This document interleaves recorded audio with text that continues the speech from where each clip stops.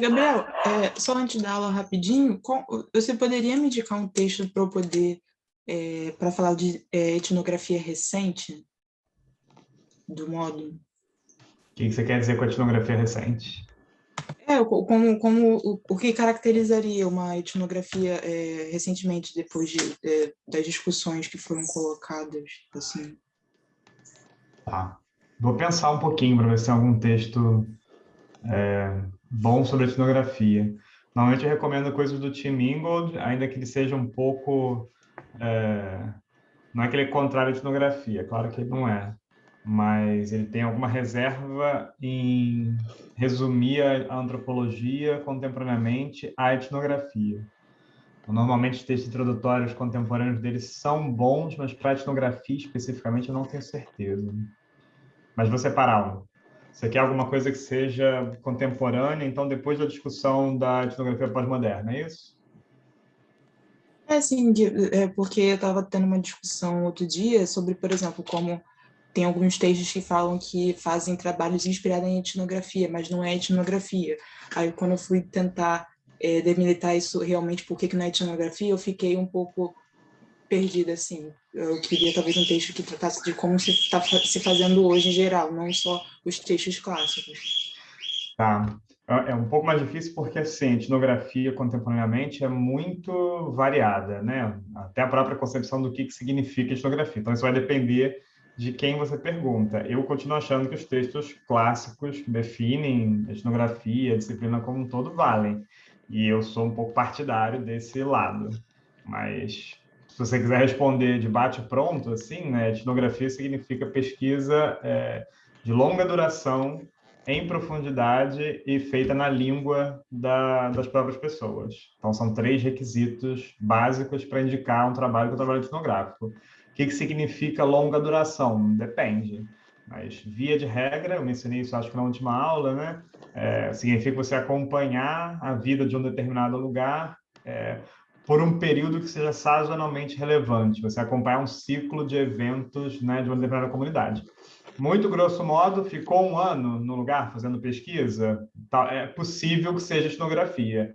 Ficou 2 semanas? Certamente não é. Ficou um mês? Dificilmente vai ser. Aí, como o trabalho de campo, de forma geral, né, que não é uma exclusividade da antropologia, passou a ser muito valorizado na academia de forma geral, e a antropologia se dedica muito, né, ao trabalho de campo etnográfico, a gente desenvolveu métodos específicos para realizar pesquisas desse tipo, em profundidade, em longa duração e muito próximo das pessoas, né? Esse requisito que eu falei na própria língua das pessoas, né?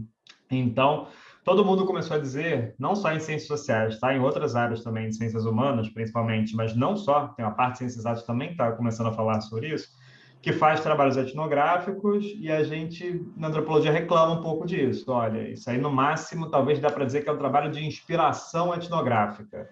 Bom, então eu quis fazer uma coisa muito próxima, mas eu não tinha um ano para fazer pesquisa. Então eu fiquei lá 2 semanas. Bom, pode ser o início de alguma coisa, pode mostrar, né, um cheiro aí de alguma coisa, mas daí a você dizer, então eu fiz uma etnografia digital, significou que uma vez por mês, ao longo de 3 meses, eu encontrei 20 pessoas. Difícil demais você falar que isso é uma etnografia.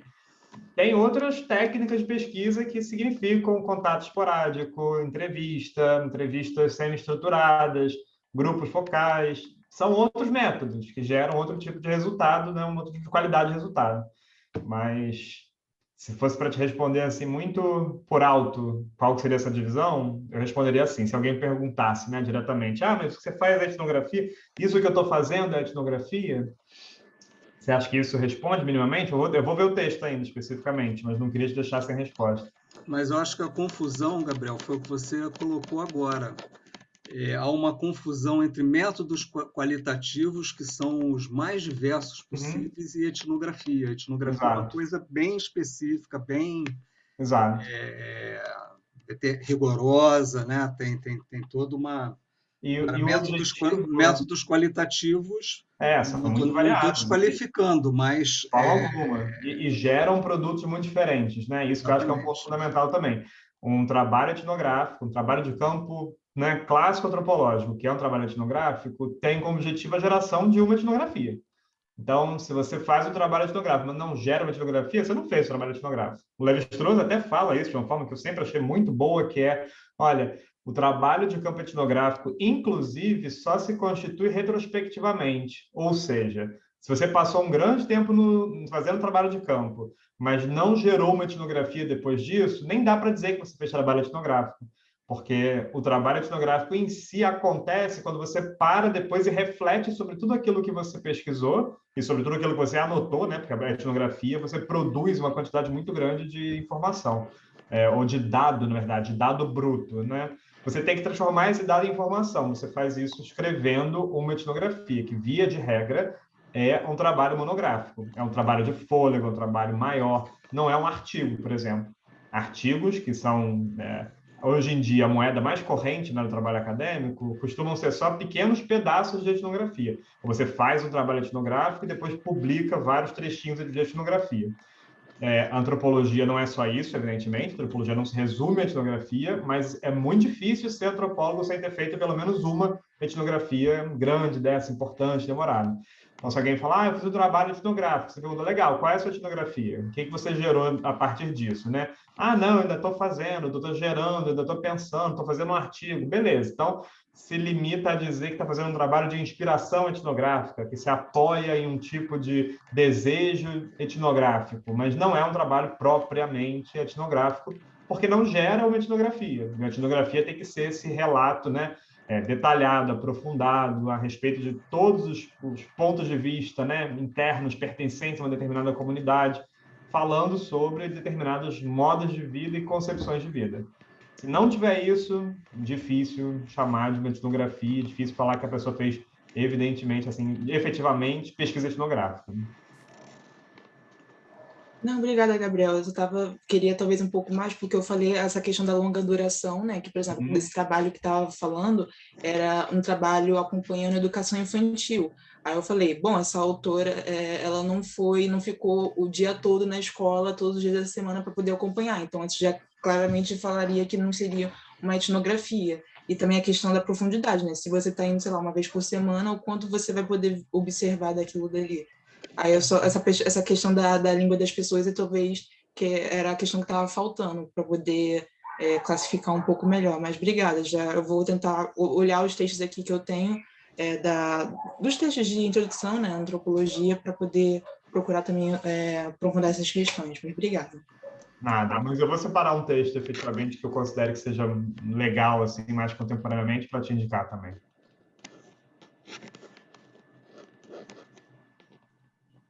Bom, vamos aproveitar, gente, para, né, valorizar o pessoal que chegou na hora. Eu vou primeiro começar com aquela ideia que a gente viu no final da última aula. Não, isso eu estou compartilhando ainda na apresentação. Deixa eu ver como eu faço aqui. Aqui. Porque não deu tempo, né? A gente não conseguiu falar sobre dúvidas. Então, eu queria só deixar esse comecinho, especialmente, o resumo, né, do que a gente viu, para ficar um espaço para vocês. A aula de hoje está um pouquinho mais curta, pelo que eu separei para a gente conversar, então não vamos atrasar se a gente começar por aqui. E tem uma ligação direta, né? Eu estruturei de forma que fosse uma continuidade. Então, é bom que a gente retorne com dúvidas a respeito da última aula. Então, aqui os tópicos, né, da forma como eu tinha separado, e esse tópico central aí, né, informação e combate à mentira, vai ser o que a gente vai tratar de forma mais detalhada na aula de hoje. Mas queria realmente deixar um espacinho agora aí para vocês que estiveram aí na última aula ou acompanharam a gravação, se conseguiram, para tirar dúvidas sobre o que a gente falou na aula, aqui não é hoje, né? Na aula passada, antes de eu começar efetivamente o conteúdo da aula de hoje. Então, está aberta aí a palavra, quem quiser. Eu queria colocar uma provocação, na verdade, para a turma pensar. A primeira coisa que me veio à cabeça quando eu comecei a ler esse texto foi a questão exatamente que você falou agora, do tempo, né? A pesquisa trata de um tempo que nós, cientistas políticos, não tratamos como tempo eleitoral. Uhum. né? Menos ainda os políticos. Nós, cientistas políticos, ainda tratamos o tempo eleitoral, por exemplo, agora, por exemplo, já seria um tempo eleitoral de planejamento de uma campanha, mas você não tem definição de candidato agora, os candidatos só se definem em junho. E a campanha propriamente, e aí eles começam a se preparar em junho. E a campanha eleitoral propriamente, ela começa em agosto, né? E vai até outubro. Então, é um outro tempo, né? É um outro tempo. E você tem usando aí um termo, né, antropológico, você tem um ritual, né, da ciência política, usando pesquisa quantitativa e também pesquisa qualitativa não etnográfica, que são principalmente os grupos focais. Tem mais alguma coisinha, mas são principalmente os grupos focais. E nesse trabalho que você traz para a gente, você tem um tempo largo, né, de pensar o voto não como o momento do voto ou o que antecede o voto, mas o cotidiano da discussão política, do voto e as várias características que não aparecem numa pesquisa quantitativa. Né? Isso fica muito claro. Né? São dimensões, né, de liderança, de formação de alianças, né, de estratégias pessoais, questão da mulher, que é muito interessante, né, o silêncio, o aparente silêncio das mulheres. Né? Então, eu queria tentar um pouco provocar essa ideia dessa diferença. Né? Eu não estou dizendo que seja uma oposição mesmo, mas a diferença do tempo, né, em que uma etnografia se dá, né, e o tempo de um período eleitoral para um cientista político ou, pior, para um político. Perfeito. É bem importante, realmente, isso, porque a gente considerar, né, que são temporalidades próprias e que, de alguma maneira, todas elas contribuem para o resultado eleitoral, né, e contribuem para essas possibilidades de vinculação das pessoas. E a antropologia, que a Mariana estava perguntando mais cedo, né, como a etnografia, a realização do trabalho de campo, a gente sempre ganha em profundidade para perder na largura, né? É a definição praticamente. Daí a gente não pode estabelecer cruzamentos e comparações, né? Em geral, ao contrário. Então, pode dizer, olha, você tem que pensar qual é a escala que você está comparando. Então, muitas vezes é complicado você tentar comparar situações que são muito detalhadas numa etnografia com situações muito gerais, muito abstratas, que vão ser apreendidas de forma menos detalhada, né? Aí você pode não ter a informação, porque você não tem a amplitude, né, para não usar profundidade, não tem a amplitude necessária, ou você pode experimentar fazer, né? Aí são experimentos quase de pensamento mesmo, né? Imaginar, bom, foi um pouco que eu tentei fazer com aquela ideia final do tempo da política, né? Desse transbordamento. Dá para imaginar isso aqui como determinado padrão, uma forma cultural específica, né, de comportamento, de concepção a respeito de um fenômeno que interessa a gente, né, nos acercar dele, que no caso são as eleições mais diretamente? E eu acho que dá, né? Dá para pensar ele complexificado de outras maneiras e gera novas perguntas. E aí isso pode alimentar, como a gente está tentando fazer aqui, né, os métodos quantitativos também. Ao mesmo tempo, eu não falei tanto isso, porque já foi o foco, né, da primeira metade do nosso curso. É dificílimo fazer qualquer tipo de pesquisa detalhada, em profundidade, antropológica, sem se munir, né, de saída também de trabalhos estatísticos. Então, a primeira coisa que eu fiz quando fui fazer minha pesquisa lá, que foi num município pequeno, no interior da Bahia, 10 mil habitantes. é pegar as estatísticas do local, saber como é que é a distribuição da população, ver como é que são as faixas de renda, como é que é a distribuição de cor, como é que as pessoas se definem religiosamente, dados do IBGE, justamente, né? É o que a gente tem de análise quantitativa de qualidade já disponível e que informa para você muita coisa. De forma nenhuma vai te dar determinismos, né? Jamais a gente tem que pensar nesse lado, nem quantitativamente, nem qualitativamente. Agora, a gente também não chega no universo de pesquisa, jamais, né? Tábula rasa. A gente tem uma série de concepções que informam a gente a respeito do que acontece no local. Se você não tem pesquisa prévia no local, o que é cada vez mais raro, né? Porque a pesquisa vai se somando, pelo menos, com algum grau de profundidade histórica possível. No mínimo, você faz comparações próximas. Bom, tem municípios aqui que têm as mesmas características sociodemográficas que aquele quando eu estou fazendo a pesquisa, e ler a respeito dessa situação vai me ensinar alguma coisa para que eu faça perguntas melhores, mais qualificadas, mais interessantes quando eu estiver fazendo minha pesquisa, certamente. Então, essa questão da temporalidade, né? E aí vai ser bom, eu acho, que, como eu falei para vocês, a gente vai ter 3 textos principais, né, de base teórica dessa segunda metade do curso. Os 3 textos são pesquisas realizadas em estados diferentes do Brasil, em momentos um pouco diferentes, ainda que todos pós-democratização, mas em regiões diferentes do país e de tamanhos diferentes também. Então, isso dá para a gente um outro tipo de embocadura para o tipo de conclusão que a gente vai tirar. Aí, mais uma vez, né, não é o mesmo tipo de produção de informação que a gente tem quando a gente fala em dados quantitativos.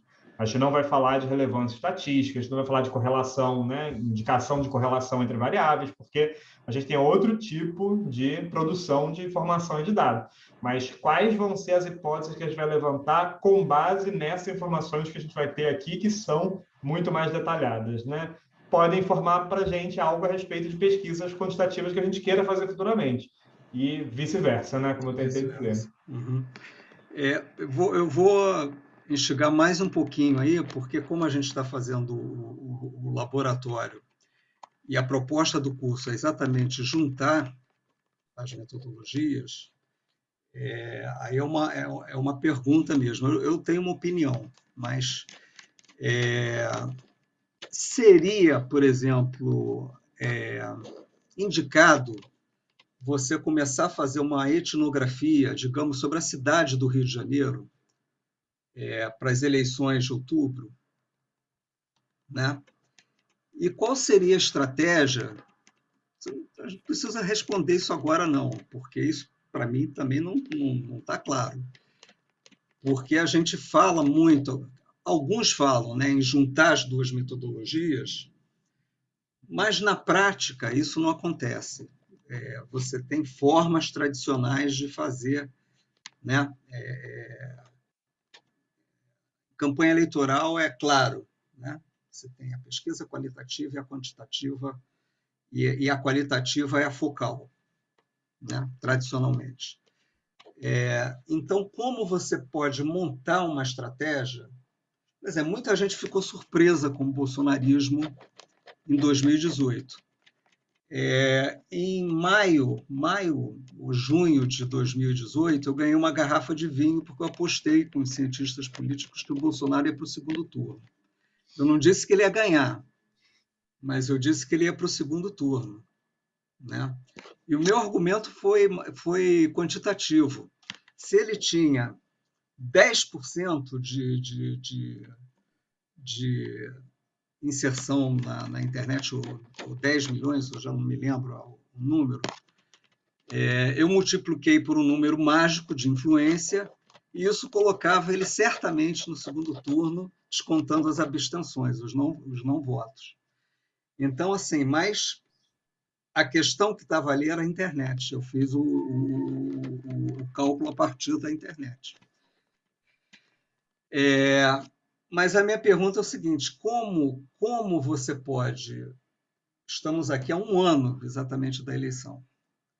Como é que a gente poderia pensar uma estratégia envolvendo métodos, etnografia, né, porque é de longo prazo, então teria que começar agora, certo? Perfeito. Em que momento a gente faz uma primeira pesquisa quantitativa? Que outros métodos qualitativos a gente vai usar para chegar lá nos 3 meses, que é quando tem que estar tudo pronto. Quando chega lá nos 3 meses de campanha, é claro que você ajusta, mas você tem que ter uma estratégia pronta ali. Sim. Né? Isso eu estou falando do ponto de vista da competição, mas eu posso pensar também do ponto de vista acadêmico. Sim. Sim. Né? São duas formas de pensar esse problema, mas a questão é como a gente pode fazer um mix, né, mais criativo, mais fora do que se faz, que tem muitas limitações, a meu ver, tanto na quantitativa quanto na qualitativa, né? Como é que a gente poderia melhorar isso aí? Acho uma Isso ótima. poderia colocar o Dédalo Sim. num patamar. Sim. Acho uma ótima pergunta, Guilherme. Eu diria, vou chutar, tá? Que o grande risco é não fazer bem nenhuma coisa nem outra, tentando fazer um pouco de cada. E a Sim. especialização, né, no interior de ciências sociais, mal ou bem, tem o seu interesse, eu acho. Então, o departamento, pelo menos, né, se distribui dessa forma também. Ainda que todo mundo saia formado, né, em cientista social, em ciências sociais, acaba que os estudantes costumam seguir um caminho um pouco mais, né, especializado, de acordo com pendores pessoais, a orientação e perspectivas de trabalho futuro também, né, que costumam exigir ou valorizar uma determinada especialização.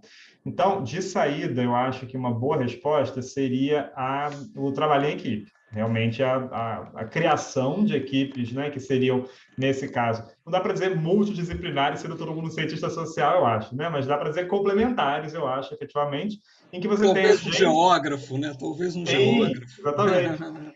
E que converja, né? Exatamente, você tem as pessoas em torno de uma mesa falando e que juntem as especialidades e que seja possível essa conversa, sabe? Então, eu acho que a nossa experiência aqui, pelo menos para mim, é sempre muito enriquecedora, porque a gente junta os dois, quase que entre aspas, extremos das ciências sociais que menos conversam, né? Antropologia, claro que se junta com a sociologia, nasceram praticamente juntas, né? Um pouquinho separadas, talvez, e a sociologia com a ciência política idem, mas a antropologia direto com a ciência política exige da gente esse treinamento e essa abertura, né, para a gente saber exatamente, tá bom, mas como é que se dão esses métodos que não é aquilo que eu faço, mas que me ajuda a informar aquilo que eu pretendo fazer para que a gente construa algo coletivamente. E aí o resultado, né, pode ser um relatório de pesquisa amplo, assinado por uma equipe, que agregue as diferentes perspectivas, porque o meu medo sempre é isso que eu falei, a primeira coisa, né? Bom, então vamos colocar também os etnógrafos para fazerem survey, vamos colocar os pesquisadores, né, com questionário junto fazendo notas etnográficas. Meu receio é de que saia um pouco meio lá, meio cá e não fique bom. Mas Então, eu não acho que seja isso, não. Eu acho que cada é, um vai ter sua. Eu concordo com a mesa. Eu acho assim, não tem resposta ainda para isso. uhum, A gente vai ter que pensar, e eu diria até o seguinte: teria um tempo para planejar, né? exato, Como é exatamente. que vão ser as coisas. Mas, assim, a princípio, eu acho que os antropólogos vão fazer antropologia e os cientistas sociais e sociólogos vão fazer surveys. Uhum, Agora, as coisas vão ser discutidas conjuntamente, a estratégia vai exato. ser discutida E eu acho conjuntamente. que quando isso é debatido, né, nessa mesa também, sempre de antemão, de forma contínua, né, que as pessoas discutam os seus resultados conjuntamente, você vai se alimentar pelas descobertas, né, dos seus pares, porque mesmo partindo de outros pressupostos e favorecendo outros métodos, aqui a gente vai se encontrar um pouco na metodologia digital, né, que também é o Também, nossa aposta, né? Então, perfeito. a minha segunda parte, né, mais daqui a umas 3 semanas, eu estou imaginando. Eu sei que vocês estão ansiosos também, mais gente já falou sobre o R. A gente vai chegar lá, mas eu não queria passar muito rápido pela parte qualitativamente teórica também, porque o nosso tema são as eleições, né? Se não fosse, se a gente não tivesse o tema de pesquisa, a gente poderia mergulhar no método de saída. Mas, como a gente já falou mais uma vez, né? Não faz muito sentido método pelo método, né? Você tem que pensar aquilo que faz sentido para o caso que você está fazendo, que você está querendo investigar naquela situação. Então, eu lembrei, quando você falou agora, que me indiou uma antropóloga, eu não vou lembrar o nome dela agora, uma antropóloga britânica, eu posso ver depois, ela até fez uma palestra no departamento, eu acho que uns 3 anos atrás, talvez, que ela tinha acompanhado a eleição do Boris Johnson, lá no Reino Unido, né? E aí, ela foi uma das poucas pessoas que anteviu a eleição do Boris Johnson com muita antecedência mesmo, e acabou sendo entrevistada por jornais na Inglaterra, nos Estados Unidos, porque ela estava falando já há algum tempo que ela estava vendo, né, um crescimento de um governo de extrema-direita, acho que dá para falar, né, do Johnson assim, sem problema, e ela fez pesquisa no campo, no interior da Inglaterra, uma cidade pequena, e trabalho de campo clássico, etnografia com a população relativamente baixa numericamente. Ela fazia pesquisa lá há muito tempo, eu vou voltar nesse ponto que eu acho que é muito importante, e ela começou a dizer, gente, ela está tudo indicando, estou vendo uma série de sinais, e, de novo, estava todo mundo lá, claro que não, ele é um palhaço, ele não tem representatividade, não vai ser nunca eleito, né? E não deu outra, né? Assim, o diagnóstico dela foi desses, que ela não fez tanto uma previsão, que antropólogos também, né, costumam ter receio de fazer muita previsão, quase nunca dá certo, mas ela mostrou uma série de sinais e depois foram rever os textos dela e, de fato, estava tudo um pouco anunciado ali, né? E aí ela foi dizer, olha, por como é que ela acertou? A entrevista, os entrevistados eram no geral, né? Como é que você conseguiu antever? Como é que você previu corretamente? Ela falou, não previ, eu só conhecia as pessoas. Eu falei a respeito daquilo que eu conhecia, que era, eu estava vendo ali surgir um determinado movimento de insatisfação que estava sendo canalizado, perda de trabalhos de mineração, né? Aquela grande parte da mineração do norte da Inglaterra.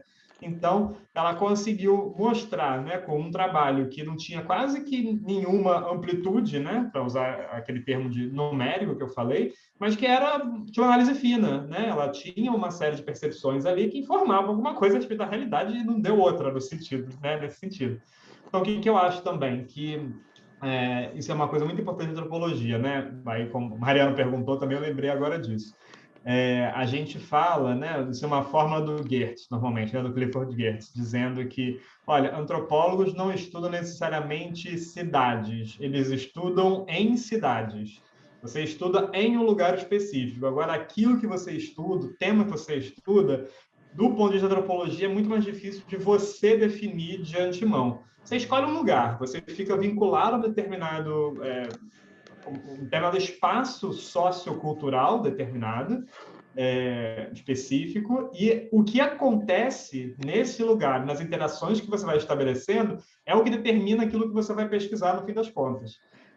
Dá para você se especializar? Evidentemente dá, né? E a escolha do lugar muitas vezes é precedida, né, por essa decisão teórica. Então, eu fui estudar nessa cidade lá no interior da Bahia, mas eu estava me especializando em antropologia da religião. Eu fui estudar lá porque lá tinha um caso que parecia interessante, de uma religião que era pouco estudada no momento e que dava umas percepções bacanas, eu achava que tinha futuro possível, né? Então, minha ida para lá foi direcionada nesse sentido. Uma vez que eu estava lá, o que aconteceu efetivamente, o que eu fui levado a pesquisar, e por conta do que aconteceu no local, tive que me haver com, bom, turismo, era uma coisa que eu jamais imaginava que eu ia ter que me dedicar tanto para estudar, que era turismo, mas o local tinha uma fonte de turismo, de ecoturismo de aventura, que eles chamam.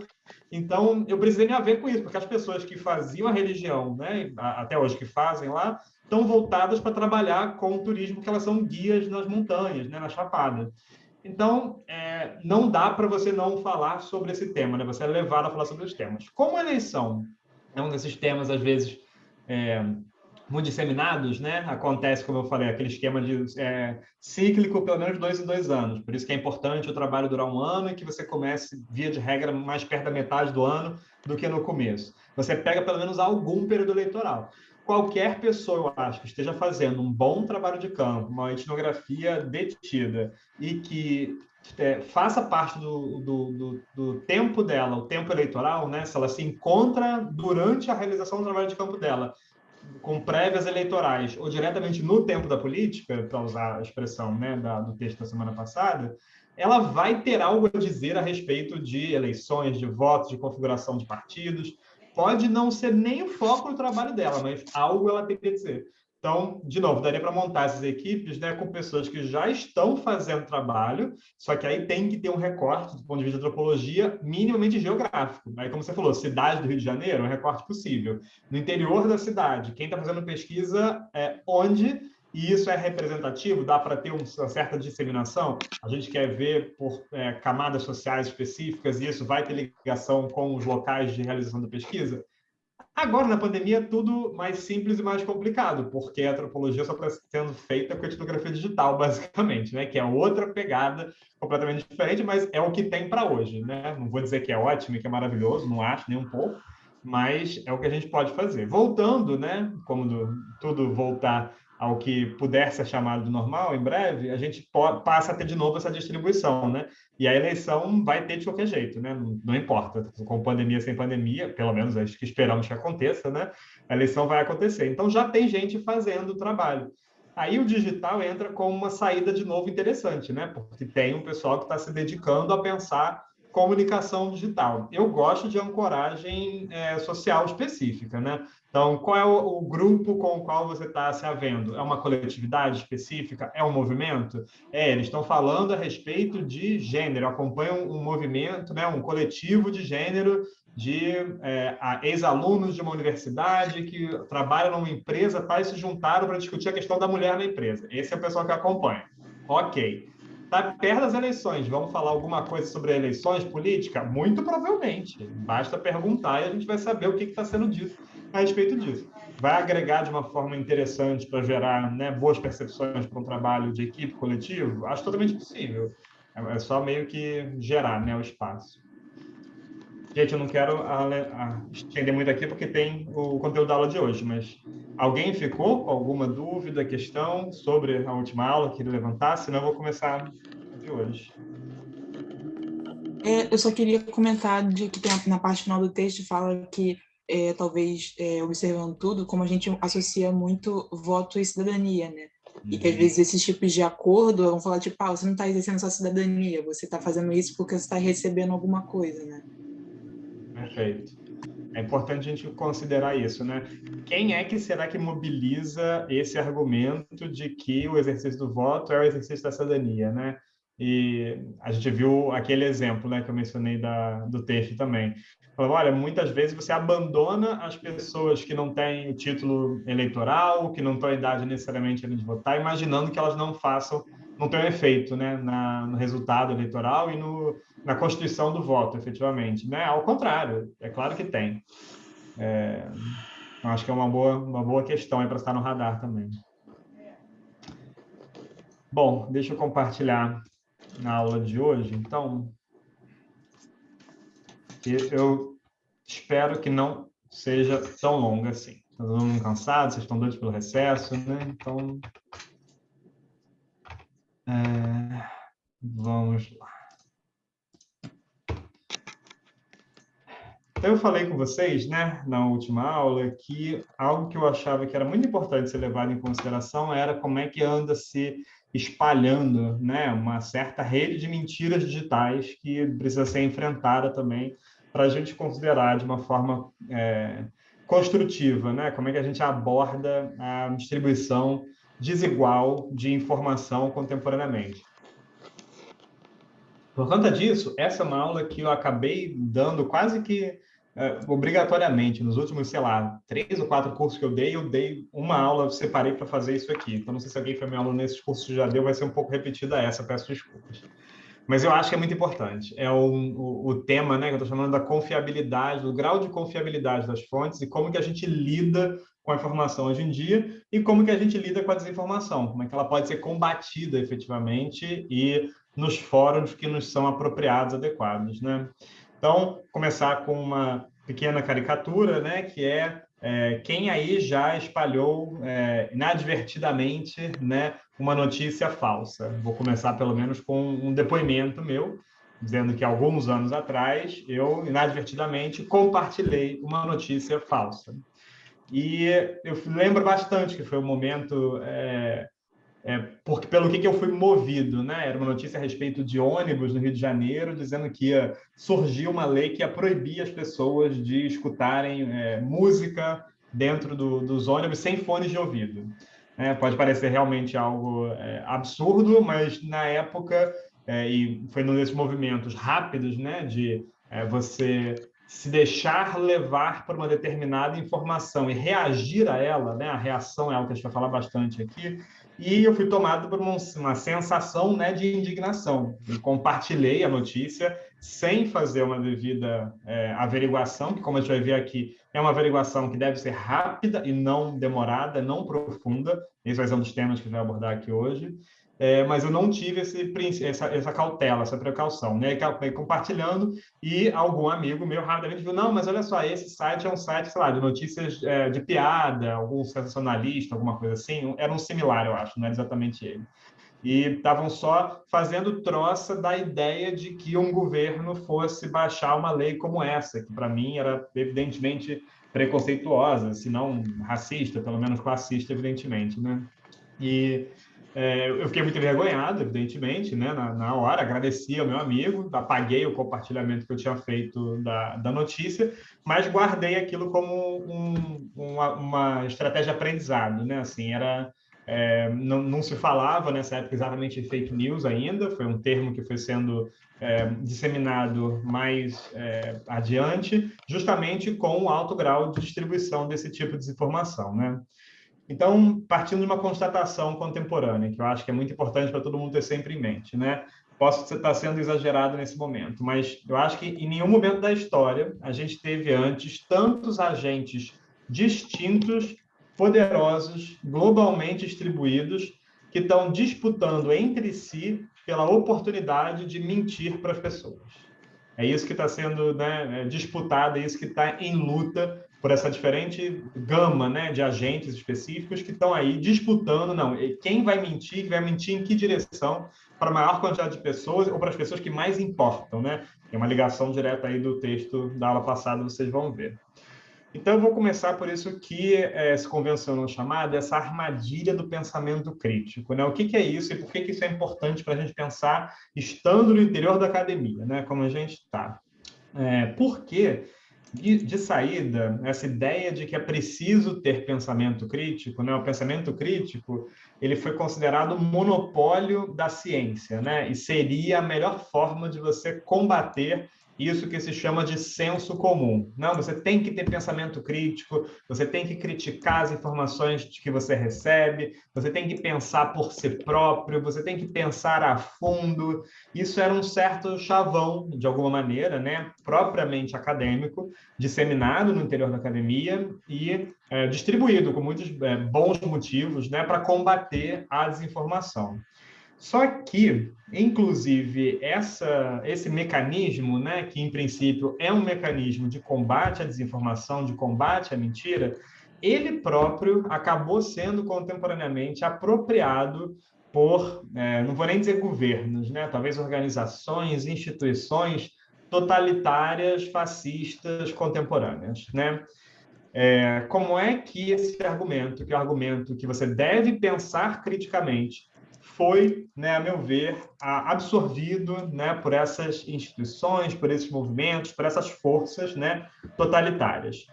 O argumento, né, a extrema-direita é só um grande exemplo, mas não o único dele, né, é de que, olha, ninguém está te dizendo a verdade, a não ser eu, porque eu estou te ensinando a pensar por si só, por conta própria, contra o sistema, né? Tem um sistema aí que está enganando você, você está sendo engambelado por organizações midiáticas, por universidades, por um conhecimento, né, que essa linhagem vai dizer é falsamente científico, estão enganando você contra todas as evidências. Olha só como as evidências estão aí. Se você pensar por si próprio, você vai ver que, aí no extremo, né, do argumento talvez, a Terra realmente não é redonda. Olha como as evidências dizem para você que isso não é verdade e você se deixou enganar. Nossa, se você se deixou enganar a respeito de uma coisa tão profunda assim, imagina o que mais de mentira não estão colocando na sua direção, né? Então, é um argumento que, evidentemente, é muito insidioso, né? Muito virulento, porque ele usa o próprio argumento que sempre foi usado no interior da academia para se colocar como uma fonte produtora de conhecimento legítimo, de conhecimento adequado, né?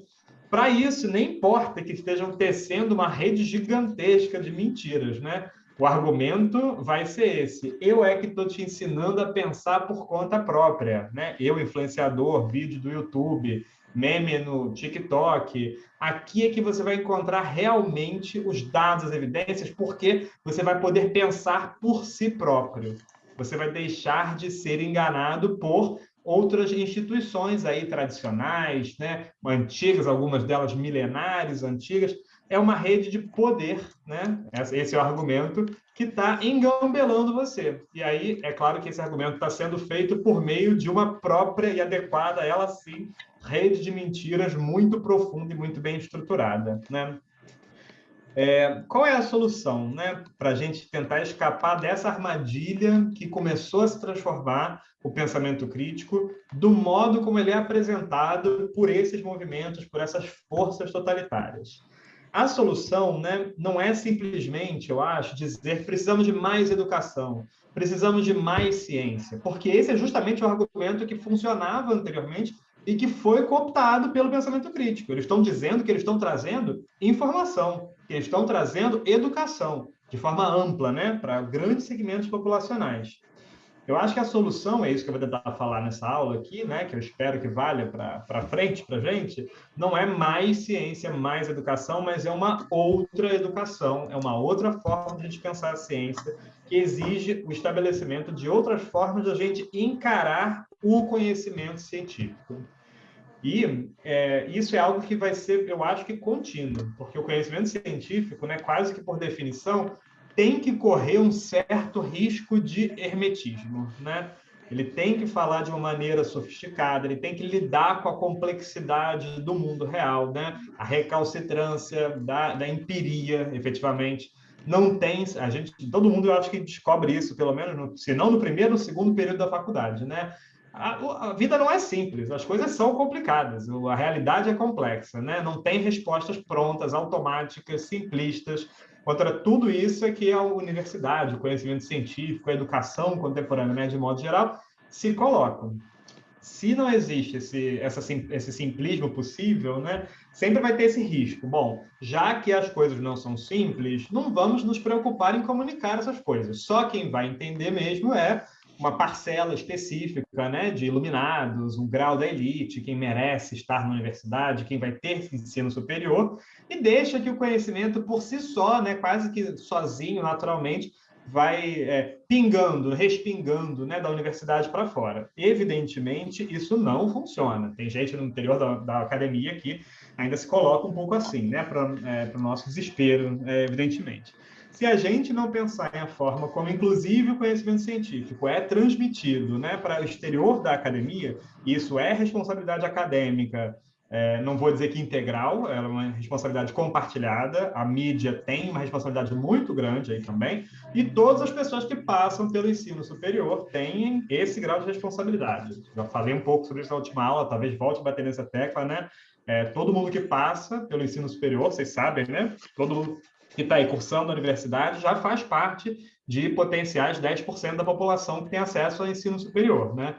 Não é muita gente pensando em termos absolutos quantitativamente, né? Em termos proporcionais, na verdade, quantitativamente. Mas todo mundo que passa, né, pela academia, a gente espera que consiga levar consigo, transmitir, ser um vetor também do conhecimento acadêmico, bem como que traga o conhecimento interno para a academia, né? A gente não fala tanto isso, mas como é muito importante que a gente é alimentado continuamente pelos estudantes. Fala, Mariana. Não, o que eu acho importante é essa discussão, porque, por exemplo, a gente não pode ficar mantendo a caixa preta aqui constantemente, né? A pessoa, ela questionar alguma coisa, que às vezes as pessoas falam, como é que uma pessoa, falando da pandemia, né? Como é que a pessoa questiona a vacina? Como ela questiona que esse vírus existe? E o problema não é questionar, mas como, né? Se a pessoa não tem que aceitar tudo porque, olha aqui, eu sou grande conhecimento, essa aqui é a caixa preta aqui, ó, eu tô trazendo aqui, ó, tá claro, tudo mais.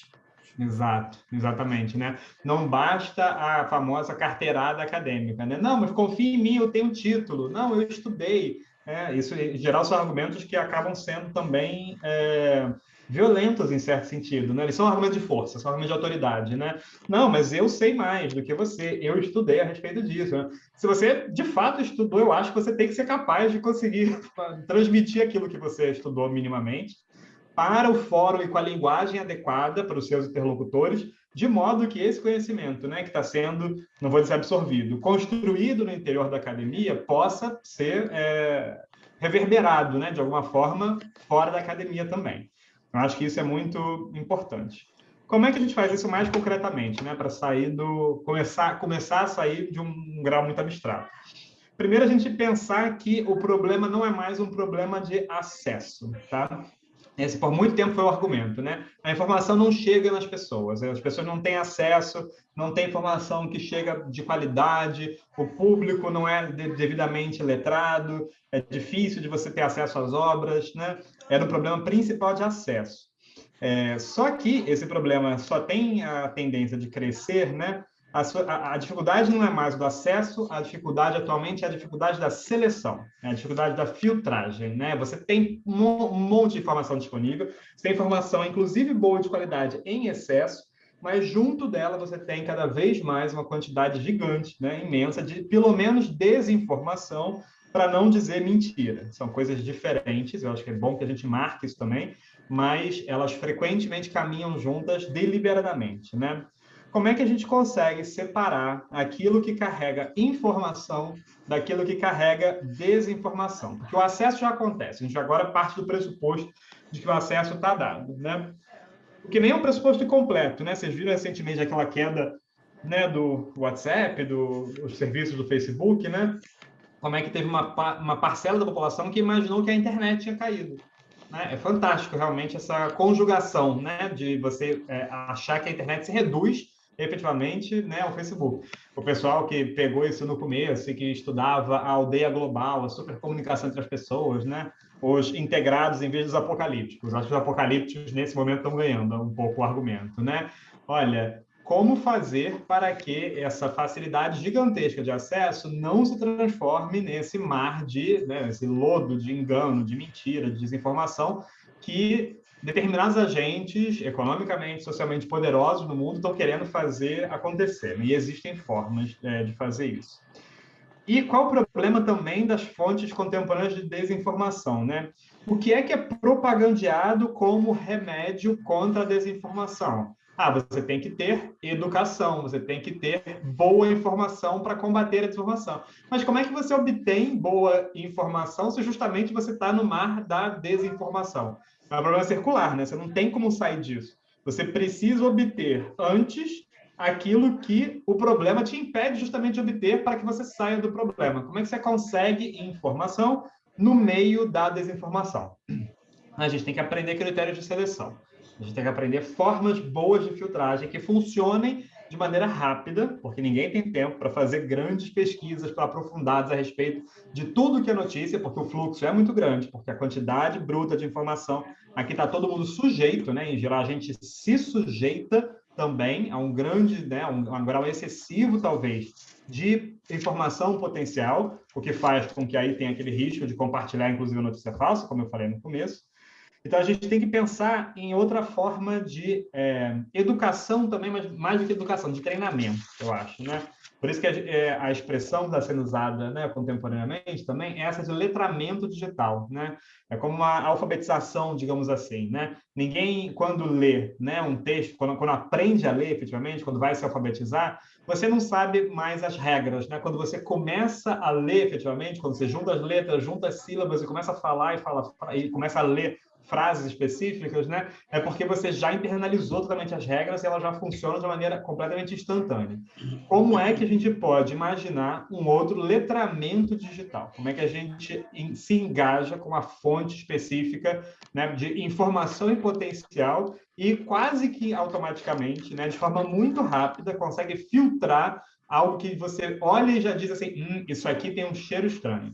Eu estou imaginando que isso aqui tem uma cara que não me parece legal. Eu acho que já tem que ativar algum tipo de mecanismo, e essa questão da percepção, a gente vai falar bastante dela nessa aula, porque ela é totalmente deliberada e tem estudos de cognição mesmo, estudos na psicologia cognitiva que mostram como que essas fontes de desinformação apelam para determinadas reações, né, quase que automáticas que as pessoas têm lendo determinados temas. Lembra que eu falei que a minha reação inicial foi de indignação?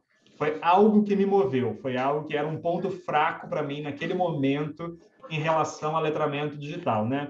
E aí eu não fiz a série de etapas que eu vou sugerir aqui para vocês que saibam, que façam. Então, sair, né, escapar dessas fontes de desinformação passa por imaginar um outro letramento digital. Isso envolve considerar minimamente, e eu espero que isso se torne quase que automático, tá? Para que isso não seja algo que atrapalhe a vida de vocês. A academia já atrapalha muito, né? Quais são os hábitos de navegação na internet de vocês?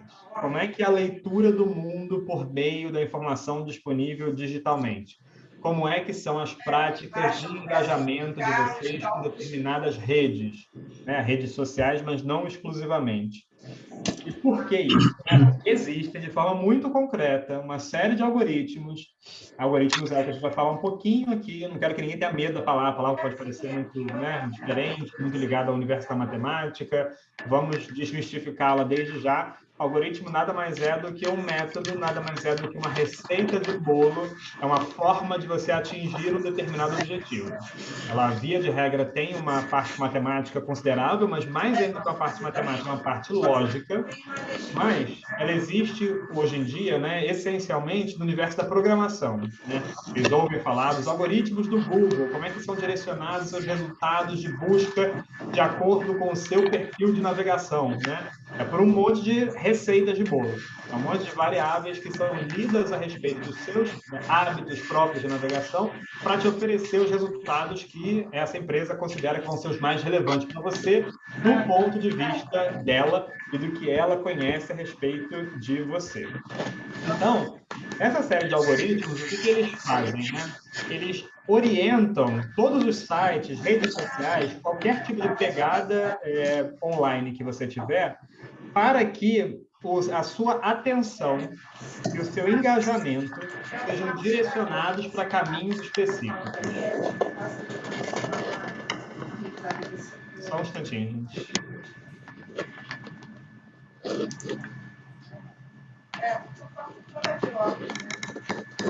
Eu não sei se é o seu microfone que começou a vazar aqui, eu comecei a ouvir uma... Peraí, deixa eu apagar aqui. Gabriel, isso. Fala, Juliana. Obrigado. Que gera a bolha, né? Exato. O algoritmo que gera a bolha.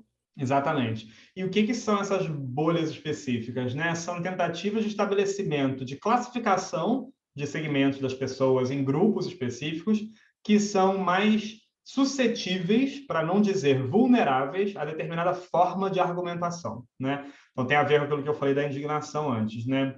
E aí, nesse momento, né, aquela que eu mencionei, aquela guerra pela atenção das pessoas, né, é um momento, é um mundo em que literalmente cada clique conta. Sempre que você estiver fazendo a navegação e clicar em absolutamente qualquer coisa, seja um meme, seja uma lista de piadas, seja uma rede, uma conversa, um grupo específico do qual você faça parte, qualquer entrada que você fizer num sistema, qualquer input que você der, ele vai estar, pelo menos potencialmente, quando não muito realmente concretamente, sendo contabilizado. Ele vai estar lá entrando num perfil de navegação do seu usuário, que muitas vezes a gente compartilha de maneira deliberada, né, com essas grandes empresas, e está sendo construído ali um perfil de navegação seu e que está classificando você no interior de uma dessas bolhas específicas, que faz com que essas empresas, quando queiram direcionar uma mensagem com um objetivo específico, consigam fazer isso da forma mais eficiente possível. Esse é sempre o desiderato, né? Sempre a vontade das empresas. É uma maneira de lidar com aquilo que vai fazer mais sucesso, e o sucesso é visto como engajamento. O engajamento é sinônimo do clique, e o clique é essa concentração absoluta da sua atenção, né? Até o navegamento do mouse na tela pode ser potencialmente medido, mas o clique, com certeza, Ele diz se você se interessou, se você se mobilizou quanto tempo a sua tela ficou parada num determinado momento, vendo certa imagem, lendo determinado texto, e se isso gerou ou não gerou um clique, gerou ou não gerou engajamento, porque também, né, a lógica, que é muito parecida com a lógica midiática, você tem anunciantes. Você tem dinheiro mobilizando toda essa máquina por trás, e esses anunciantes querem o melhor resultado possível, que é, em princípio, lido de acordo com a possibilidade de você clicar em alguma coisa.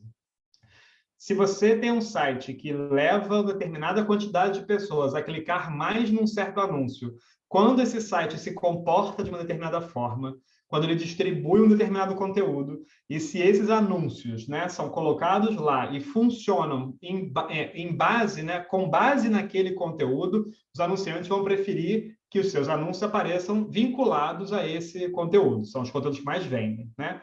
E aqui a gente não está falando apenas de anúncios de produtos, né, e serviços que são vendidos, né? Ideias e posições políticas específicas estão sendo igualmente vendidos e veiculados por meio dessas esses currais de atenção, né? Eu acho que é uma forma de você, de fato, ir encurralando a atenção das pessoas, te mostrando conteúdos que são, em tese, né, cada vez mais relevantes para você. Veja isto aqui, você vai gostar disso. Você gostou disso? Você também vai gostar disso. Não perca, são 3 motivos. O quarto, não, o terceiro motivo é impressionante. Tem uma série de estratégias, né, de novo, que são cognitivas, que funcionam, tá, gente? Funcionam muito bem, porque partem dessa ausência de letramento digital. Quando a gente adquire, pelo menos, algum grau desse letramento digital aqui, que é o que eu estou propondo trazer para vocês, se vocês não tiverem ainda necessariamente, né, você começa a levantar algumas barreiras, né, que começa a te deixar mais, não vou dizer absolutamente imune, né, mas infenso, talvez, né, não propício a cometer o clique, digamos assim, né, a deixar a sua atenção ser capturada de uma maneira específica. Fala, Juliana. Não, você estava falando do clique, e aí tem algumas redes que a gente não precisa nem clicar, né? O simples fato da gente parar e visualizar um vídeo, por exemplo, no feed, a interação mínima, né? Se eu fico 3 segundos olhando um vídeo, a rede social já contabiliza aquilo ali como engajamento. Perfeito. Eu fiz um curso no ano passado, não, 2020, né? Estou perdida ainda porque foi no meio da pandemia, então, assim, tem 2 anos da pandemia, mas foi ano passado, teve um curso de WhatsApp em campanhas eleitorais. Aqui na CCE é um programa do Arthur Ituaçu, aqui da comunicação, e do Wilson Nunes, da UF Bahia. E aí eles fizeram vários... Aliás, eram 4 cursos, eles fizeram 2 só, e eu fiz o de WhatsApp em campanhas eleitorais, que era para ensinar estratégias para atuar, né, no WhatsApp, porque é uma coisa que foi praticamente inaugurada aí com a extrema-direita, e, enfim, eles queriam replicar esse conhecimento para todos, e claro que de forma ética, né, mas passando pelo que foi não ético também. E aí é interessante deles falando assim, a falta de conhecimento, né, das pessoas de maneira geral, e como a extrema-direita fez o uso, né, dessas redes sociais, intercalando muito bem a entrada no WhatsApp, depois o desdobramento para as outras redes sociais, né, principalmente Facebook e YouTube. YouTube eles fizeram um uso assim excelente, então a importância do conhecimento dessas redes para a política é muito estratégica, sabe? Principalmente nas eleições do ano que vem. Perfeito. Fantástico, Juliana. Exatamente isso. Se você quiser, inclusive, que esse seja parte do tema do seu trabalho para o G2, pode ser interessantíssimo. Eu acho que acompanhar as redes, né, e saber as estratégias de funcionamento delas, de convencimento e como é que elas, evidentemente, estão sendo usadas de forma muito ampla, né? Sem cair também, eu acho, na ideia do, olha, então é assim que o jogo funciona, temos que conhecer para usar também e fazer a mesma coisa, porque, como eu mencionei no final da última aula, né, o jogo sujo, certamente a extrema-direita vai fazer melhor sempre, né? É uma arena em que sempre ela vai vencer. A gente tem que pensar, eu acho, né, em estratégias de desmontar esse funcionamento para a gente trazer de volta a arena política para o campo naquele que a gente consegue vencer, né? O campo da argumentação, o campo da ponderação, o campo do convencimento, efetivamente, mais do que o campo da mobilização, né, via engajamento, né? Essa mobilização via engajamento, a transformação da arena política numa arena de outra qualidade existencial. E, de novo, eu volto à metáfora esportiva, né, que eu acho que ela não é nem um pouco gratuita. Você adere ao seu time lá desde pequeno, né, e tem um modo de torcida, um modo de engajamento específico com o seu time preferido. Igualmente, né, a vinculação com participação política, como a gente está vendo aqui, a minha hipótese, né, pode passar por esse meio, por esse método, né, de você encarar como é que você se vincula a uma determinada linha, né, para usar esse termo. Então, como é que a gente faz isso, eu acho, de forma mais direta, né? Alckmin, quer falar? Antes de você dar o antídoto, eu quero comentar só duas coisas que você falou até agora. A primeira é a seguinte: a mentira sempre existiu na política, né? O Sun Tzu, já na Arte da Guerra, ele diz, lá um dos últimos capítulos dele, ele diz que a informação é uma das coisas mais...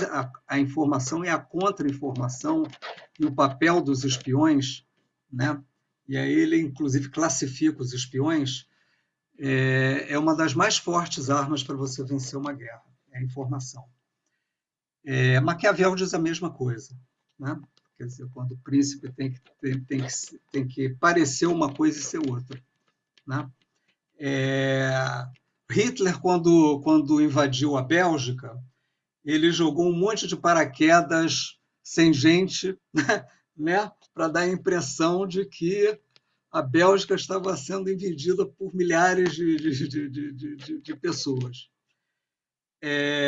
O Orson Welles, lá na década de 30, ele fez um programa de rádio dizendo que tinha uma invasão marciana, né? E que essa invasão estava acontecendo naquele momento. Foi um pânico em toda a América.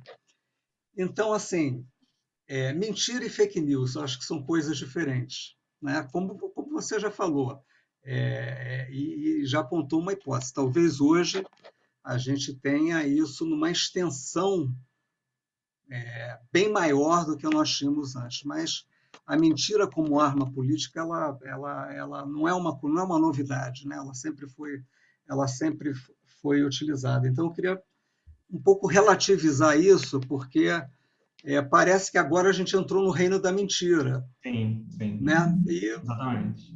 Não, né? Tem Idade Média, eu poderia citar aqui um monte de exemplo histórico para relativizar, não contrapor, mas relativizar isso. Faz todo sentido porque a mentira sempre houve e também sempre houve formas de combatê-la, né? Exatamente, que é a parte que você vai entrar agora. Exatamente. E elas são específicas, né? Elas precisam ser singulares de acordo com a forma como a mentira se dá e como esse engano é feito, né? Exatamente. Legal. Então, a outra coisa... Desculpa. Quer falar? Não, por favor. É só um outro ponto. Hoje saiu uma pesquisa que eu compartilhei com vocês que tem duas informações importantes. A primeira é que 44% das pessoas se declaram interessadas na política. Isso é pouco ou muito? Para mim é muito. Depende de como você olha o copo, né? Depende de como... A primeira coisa que eu teria que fazer é comparar um ano antes da eleição com 2017, né? Para ver se aumentou ou diminuiu. Mas é pouco, de certa forma, né? Você tem menos da metade da população e a coisa pegando fogo, né? Tudo pegando fogo, né? Mas inclusive a Amazônia. Sabe por que para mim eu disse que parece muito? Aí já vem de uma análise do senso comum, né? Que no senso comum tem essa coisa de que não vamos falar de política, Exato. Política não é interessante. Exatamente. Por isso, para mim, 44%. É pior. Isso. Tá certo, Juliana. Mas é pior do que isso. O Gabriel citou isso na fala dele na aula passada. Rejeição. né? Motorista de táxi tem muito isso, né? Motorista de táxi é uma espécie de filósofo, né? Então, eles falam umas coisas assim. Eu, como não tenho carteira profissional, não preciso de título de eleitor para nada, eu não voto. Né? Então, ele conhece a legislação, ele sabe que ele tem essa possibilidade, ele vai e não vota. Eu esqueci também de falar do boato. O boato é o precursor do fake news. Tem livros sobre boato. Desculpa esse parênteses, mas eu não podia deixar de falar. Boato se dá através de motorista de táxi, de porteiro, né? Assessorista de elevador. Né? Então, César Maia fazia muito isso. Ele soltava um boato no centro do Rio, no final da tarde esse boato chegava na Zona Oeste. Né? Então, tem umas 2 teses sobre isso que eu posso trazer. Bom, mas o último ponto é o seguinte, a segunda informação da pesquisa. A maioria das pessoas se informa sobre política através da televisão, não da internet. E é uma diferença grande. O que isso quer dizer? Que a internet não influenciou na eleição dos outubro? De jeito nenhum, influenciou e muito. E muito. Não só no Brasil, foi uma coisa internacional, começou exatamente na Inglaterra. Né? Mas nós ainda somos um país híbrido do ponto de vista da sociedade global e da aldeia global e desse mundo virtualizado, né? da cultura virtual. Então, eu estou só dizendo isso para terminar dizendo que o Gabriel apontou um monte de fatores em relação à eleição do Bolsonaro. Eu poderia ter feito uma previsão da vitória do Bolsonaro a partir dos evangélicos. Se são 30% dos evangélicos, o Bolsonaro vai ganhar essa eleição, porque isso vai fazer diferença. Mas não foi só esse fator, foram vários. Então, assim, a gente tem que olhar a internet, tem que entender a internet como um campo de batalha, de pedagogia e de antídoto, como está a segunda parte do Gabriel, mas entender que numa eleição ela é múltiplos fatores atuando para a determinação de uma vitória e não uma só. E a eleição do Bolsonaro deixou isso muito claro. Perfeito, obrigado, Alckmin. Eu acho que essa questão que você falou do boato, né, realmente é uma lógica que já existia e que hoje em dia acaba potencializada por esse alcance e velocidade das redes, né? Então, um boato, uma fake news que é criada, né, num escritório no centro do Rio, hoje nem precisa da tarde, né? No fim da tarde, no início da tarde já chegou em Manaus, né? Então, é um outro tipo de alcance, ainda que a lógica seja a mesma. Daí a importância, né, pessoal, da gente se acercar da bibliografia já existente, porque lendo a respeito dessas formas de disseminação, né, de boatos, que é uma informação incerta, né, no mínimo, para dizer o mínimo, quando não vai ser plantada de forma necessariamente mentirosa, mas qual é a velocidade dela, por um lado, e quais são as estratégias, né? O que convence no boato? Qual é a forma adequada dele se colocar para que ele seja convincente, para que ele seja transmissível, né? E tem tudo a ver com esse próximo ponto aqui, né, que eu acho que é a sugestão de, em vez de a gente ter o engajamento direto, preferir fazer leituras laterais. Por que também, né? Porque o engajamento direto, o engajamento crítico, ele toma tempo demais. E o que é pior, paradoxalmente, né, na contemporaneidade, ele pode levar a mais confusão do que a informação verdadeira e de maior qualidade. Por quê? Né? Porque, como eu falei lá no começo, o pensamento crítico, a leitura crítica, isso já foi incorporado, isso que era uma determinada solução, era um certo antídoto só fornecido a uma parte da população, né? Ele já foi incorporado e já existe uma série de medidas de enganação para lidar, inclusive, com pesquisa de fontes. Quando você tem acesso a uma informação mentirosa, efetivamente, né? Uma fake news ou, de fato, uma rede de mentira, disseminação de desinformação, de mentira, de anticiência, por exemplo, né?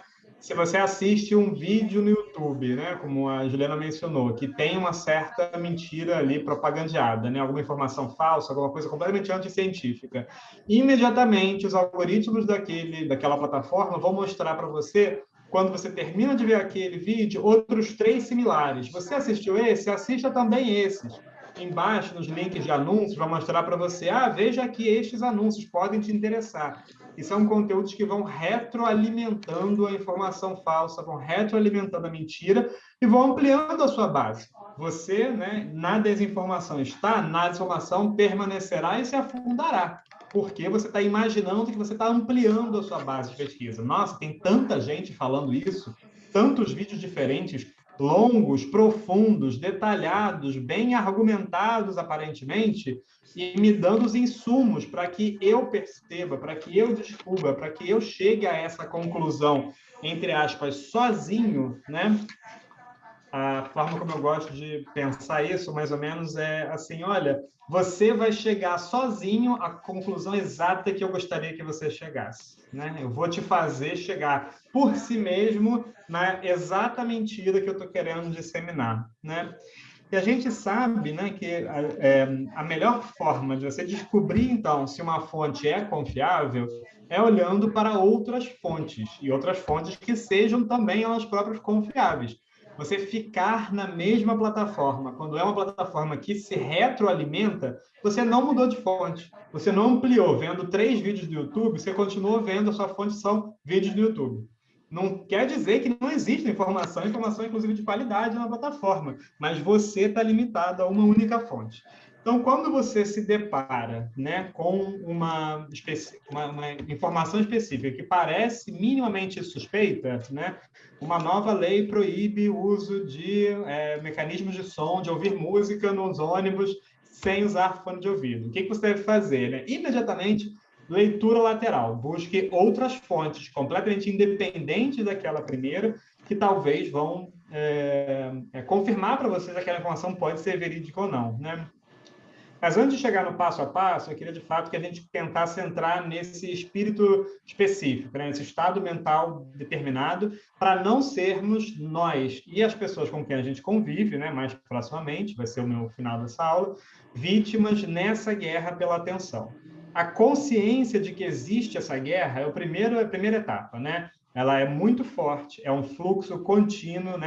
É uma guerra contínua de captura dos fluxos da atenção, e eles são mensurados por padrões de navegação a todo momento que a gente está online.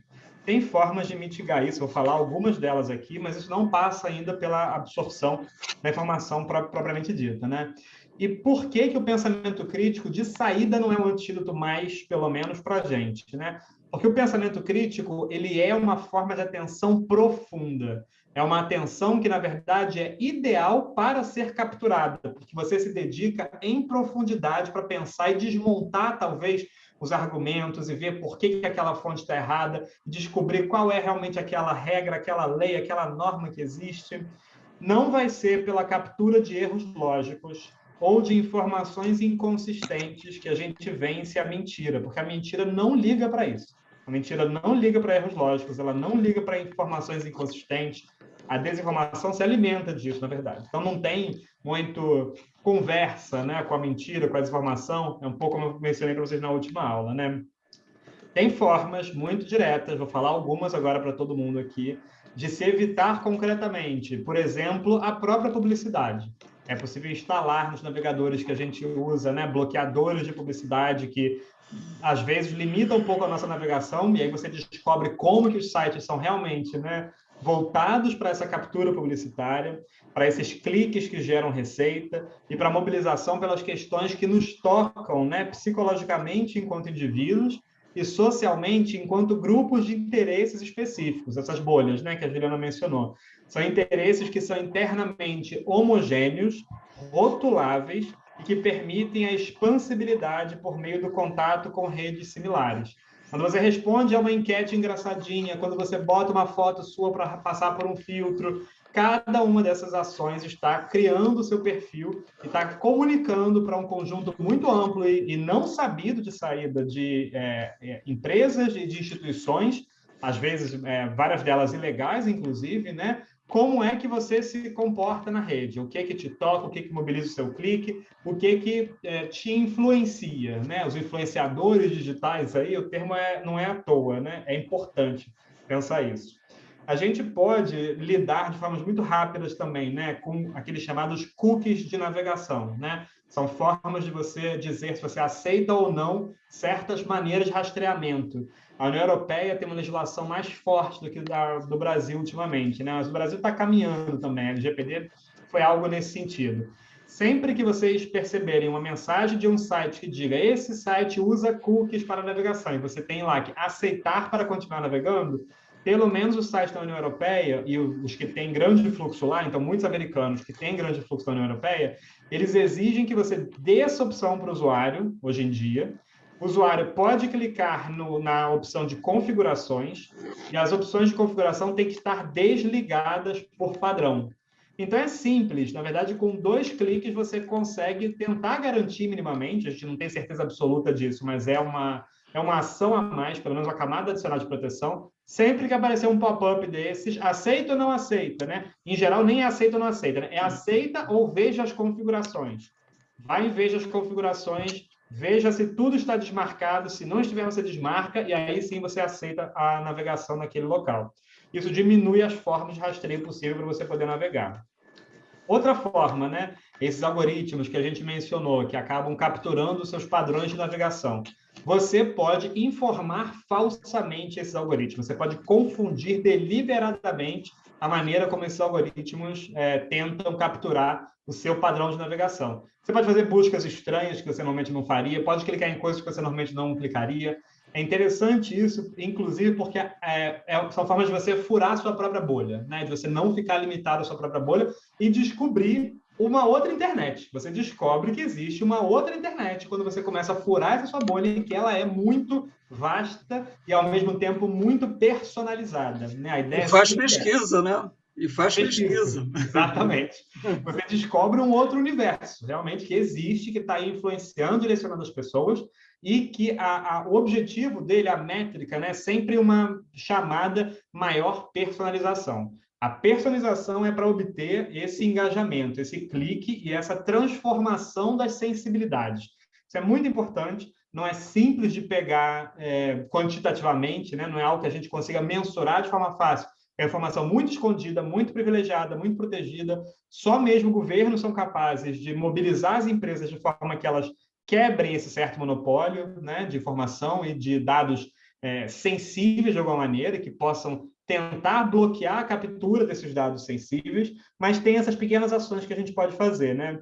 Usar ferramentas alternativas de busca, por exemplo, né, que não estejam viciadas pelos nossos padrões que são capturados ao longo. Às vezes é feito direto pelo nosso endereço de IP, né, pelo nosso modem, pelo nosso celular.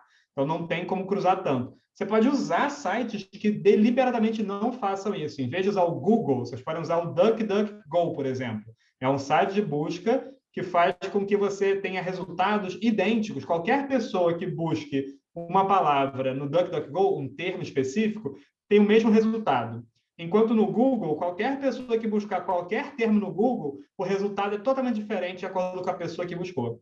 Por quê? Né? Porque o Google lê o seu padrão de navegação. Ele te informa, né, um resultado de acordo com o que ele acredita ser a informação que é mais relevante para você. Ele decidiu isso. E ele decidiu isso de uma forma que, via de regra, é nem um pouco transparente para o usuário, que vai contra todas as formas de ética na internet, navegação, mas cobrar ética de empresa é, sei lá, não vou dizer cobrar honestidade política, mas é quase isso, né?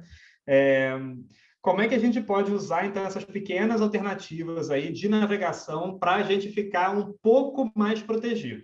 Isso é uma forma absoluta de garantir? Não, mas isso ajuda, isso altera o que a gente encontra na internet e vocês vão começar a descobrir uma outra rede. Agora, diante de uma informação... Gabriel, posso... Claro. Agora é rápido mesmo. Uma via jurídica. É a legislação. Na Inglaterra foi assim. A Cambridge Analytica fechou na Inglaterra porque foi processada por usuários que queriam saber quais eram as informações que eles tinham, o que eles faziam com essa informação. Exatamente. Nós temos hoje a Lei de Proteção de Dados. né? LGPD. Nós temos uma legislação já que avança. No mundo é uma das mais que avançam, né?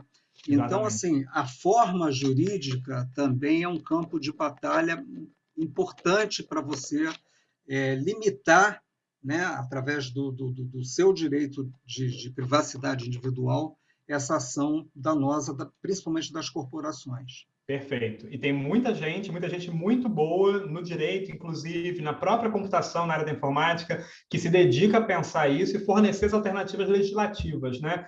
E são recebidas com respostas diferentes, né? A LGPD tinha uma série de avanços que não foram incorporados ao texto final, né? Por isso que eu falei que não ficou tão boa quanto a legislação europeia, mas sem dúvida foi um avanço anterior, né? A primeira vez que eu vi, quando eu não sabia muito a respeito dessas técnicas de navegação, eu imaginei que, nossa, olha só, a LGPD agora está permitindo que os sites obtenham suas informações de navegação. E aí me falaram que não, claro que não, ao contrário, os sites sempre obtiveram essa informação. O que a LGPD está fazendo é só obrigando eles a dizer que eles estão fazendo isso.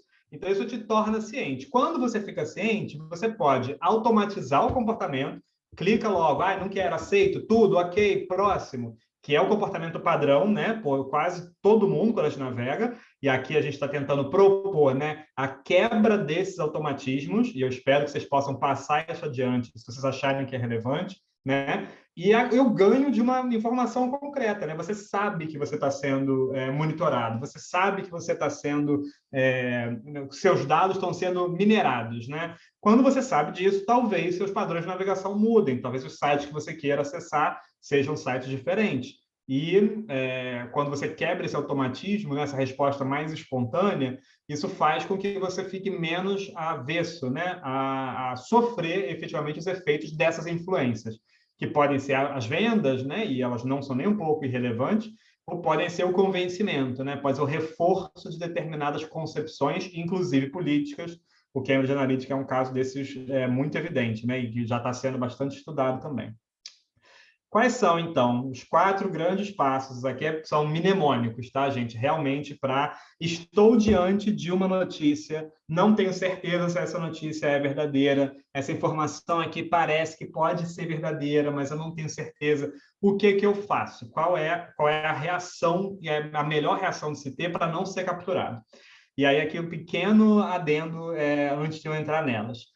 Essas aqui são formas de você lidar com informações de maneira rápida. É uma forma de você ler notícias.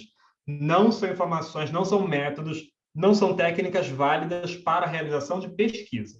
Quando você realiza pesquisa, nada disso aqui vale. A gente realmente precisa da atenção crítica, precisa do estudo detalhado, mas de saída, se você está pesquisando a respeito daquele tema, a gente já parte do pressuposto que você não vai ser engambelado por eventual mentira, né? Senão, realmente, a pesquisa está um pouco furada.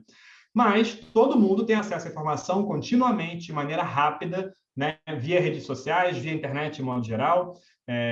E como que a gente lida com ela para que a gente não replique informações falsas, para que a gente não seja convencido e para que a gente não seja movido, mobilizado. Porque, às vezes, basta que você seja sensibilizado por uma determinada informação para que ela já cause aquilo que ela queria causar em você. Então, são 4 passos. Primeiro passo de todos, pare. Não haja, nem se deixe afetar de cara por uma informação. Foi o que eu fiz na época lá, né? Fiquei indignado, compartilhei. Compartilhei, eu já estava virando um agente de replicação de uma notícia que não era verdadeira, né? Ainda bem que eu tinha amigos que viram e que me alertaram a respeito disso. E eu já alertei amigos também que negaram. Não, mas que isso? Não, jamais faria isso. Não, não sabia. Mas você tem certeza que é falso mesmo? Mas aqui, ó, tá com a informação aqui evidente que é falso. É difícil, né? As pessoas não gostam de admitir quando cometem erros, o que é um problema também, né? Não haja nem se deixe afetar de cara. Tem uma série muito específica, determinada de pulsões que mobilizam os usuários. E é importante, aí do ponto de vista de quem quiser fazer pesquisa a respeito disso, tentar discriminar quais são elas, né? Podem ser a indignação, como eu mencionei no meu exemplo, pode ser pena, pode ser revolta, pode ser inconformidade, pode ser curiosidade. Quais são os motores, né, que levam a você Segundo a a literatura da neurociência atualmente, é raiva e medo. Raiva e medo são muito grandes, né? Aí a segurança, as mensagens de crimes, né? O que faz com que a pessoa se mobilize. Mas eu acho que é importante tentar discriminar todas elas, né? E pensar como é que elas funcionam diferencialmente, inclusive para segmentos sociais específicos, né? Então, vocês já devem ter percebido isso, né? Por exemplo, notícias que carregam fotos de pessoas em situação de hospitalizadas, que precisam fazer algum procedimento, e aí são divulgadas porque a pessoa fica com pena, né? Porque tem uma mensagem que diz junto, compartilhe isto aqui que a pessoa vai ganhar uma doação, compartilhe esta imagem, ore por esta pessoa, ela está precisando. Tudo isso, de novo, né, são formas de você capturar padrões, né, padrões de comportamento e o que mobiliza as pessoas. E podem ser as pessoas movidas, né, por diversas pulsões específicas aí, e como é que a gente encara isso, né? Como a gente descobre o que move a gente, né? De saída, assim, descobrir como é que a gente, quando é que a gente fraqueja, quando é que a gente se deixa afetar, né? Então, de saída, sempre, se você se sentir sendo afetado, pare e respira, né? A primeira coisa. Reconheça quando você é fisgado, né? Quando é que você tem vontade de participar, quando é que você tem vontade de contribuir com uma discussão, quando é que você tem vontade de corrigir alguém que colocou uma informação falsa, quando é que você tem vontade de se opor a determinada informação, de não deixar algo passar. Mesmo que você esteja se engajando criticamente, isso é engajamento. Isso é contado como uma forma positiva de engajamento, está gerando cliques, está gerando discussões. Recentemente saiu na Folha, vocês devem ter visto aquele livro do Leandro Narlock, né, que se diz historiador, um jornalista, uma polêmica, eu acho, considerável em torno disso, né? Um livro absolutamente racista mesmo, não tem outro jeito de dizer. Tinha uma coluna dele, né, defendendo o livro, falando a respeito de como era importante pensar, e isso gerou engajamento, foi compartilhado pela Folha de São Paulo, né? Nem grandes jornais estão, de forma alguma, imunes a esse tipo de disposição da arena, né? Em querer levantar a polêmica, e as pessoas compram a polêmica para participar, porque isso gera, né, esse famoso engajamento.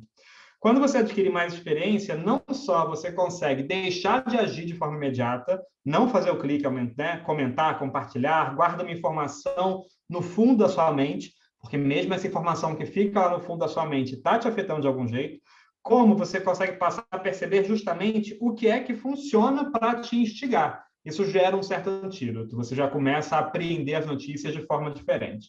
Mas esse é o primeiro instinto, é o mais importante deles. Sem eles, outros não funcionam. Segundo passo, segunda ação, né? Investiga a fonte. Não é uma pesquisa em profundidade, como eu falei, é uma pesquisa lateral, uma pesquisa rápida sobre o autor, quem é que está falando esta notícia, quem é que está transmitindo, quem é a autoridade, quem foi entrevistado. E às vezes você vai chegar numa notícia que não tem fonte. Não tem fonte, é uma informação meio que solta, que você intui que alguém tenha sido entrevistado, mas não tem um nome. Já é, com certeza, o momento para você parar e imaginar, bom, não, será que isso aqui é confiável? E aí, de novo, né, alguém que é um notório uma pessoa notoriamente desconfiada de vacinação, que tem vários pronunciamentos a respeito de vacinação. E aí ele é entrevistado por algum meio que diz que entrevistou uma pessoa a respeito de vacinação. Será que essa pessoa é a melhor fonte para falar a respeito disso? Você busca na Wikipédia, faz uma busca rápida mesmo, muito cursória, né? E vê lá, uma das primeiras coisas que diz é: o médico tal é um notório usuário do kit, né, preventivo. Realmente, essa pessoa, será que ela é a melhor fonte para falar a respeito desse tipo de informação, desse tipo de dado, né? Às vezes isso já basta. Quão conhecida e quão confiável é essa fonte? Qual é a data de divulgação da informação? Muitas vezes a gente deixa passar isso, né? Informações que são supostas notícias que não têm data. Pula, nem perca seu tempo. Agora, informações que têm uma data antiga, realmente, né? E são replicadas, às vezes, deliberadamente, propositalmente, quando acontece um outro fato que pode ter ligação, que parece com aquilo. Alguém vai e começa a compartilhar aquela notícia. De novo, né? Desconfia. Notícia, em princípio, deve estar atualizada, né? Se notícias antigas são alteradas para serem atualizadas, a data é alterada também, né? Isso é importante. Perfis notórios em redes sociais, né? O próprio Facebook, Twitter, é muito importante com isso. não só celebridades, tá, gente? Mas pessoas com alta notoriedade pública mesmo, políticos, determinadas autoridades, têm perfis que são validados por essas plataformas. Várias vezes você vai encontrar perfis que replicam pessoas que são pessoas famosas, pessoas notórias, né? O que eu tenho visto ultimamente, eu acompanho um pouco essa questão da distribuição de redes também, né? São fotos que não têm identificação, mas são pessoas altamente famosas, e separado um texto que supostamente está atribuído à pessoa.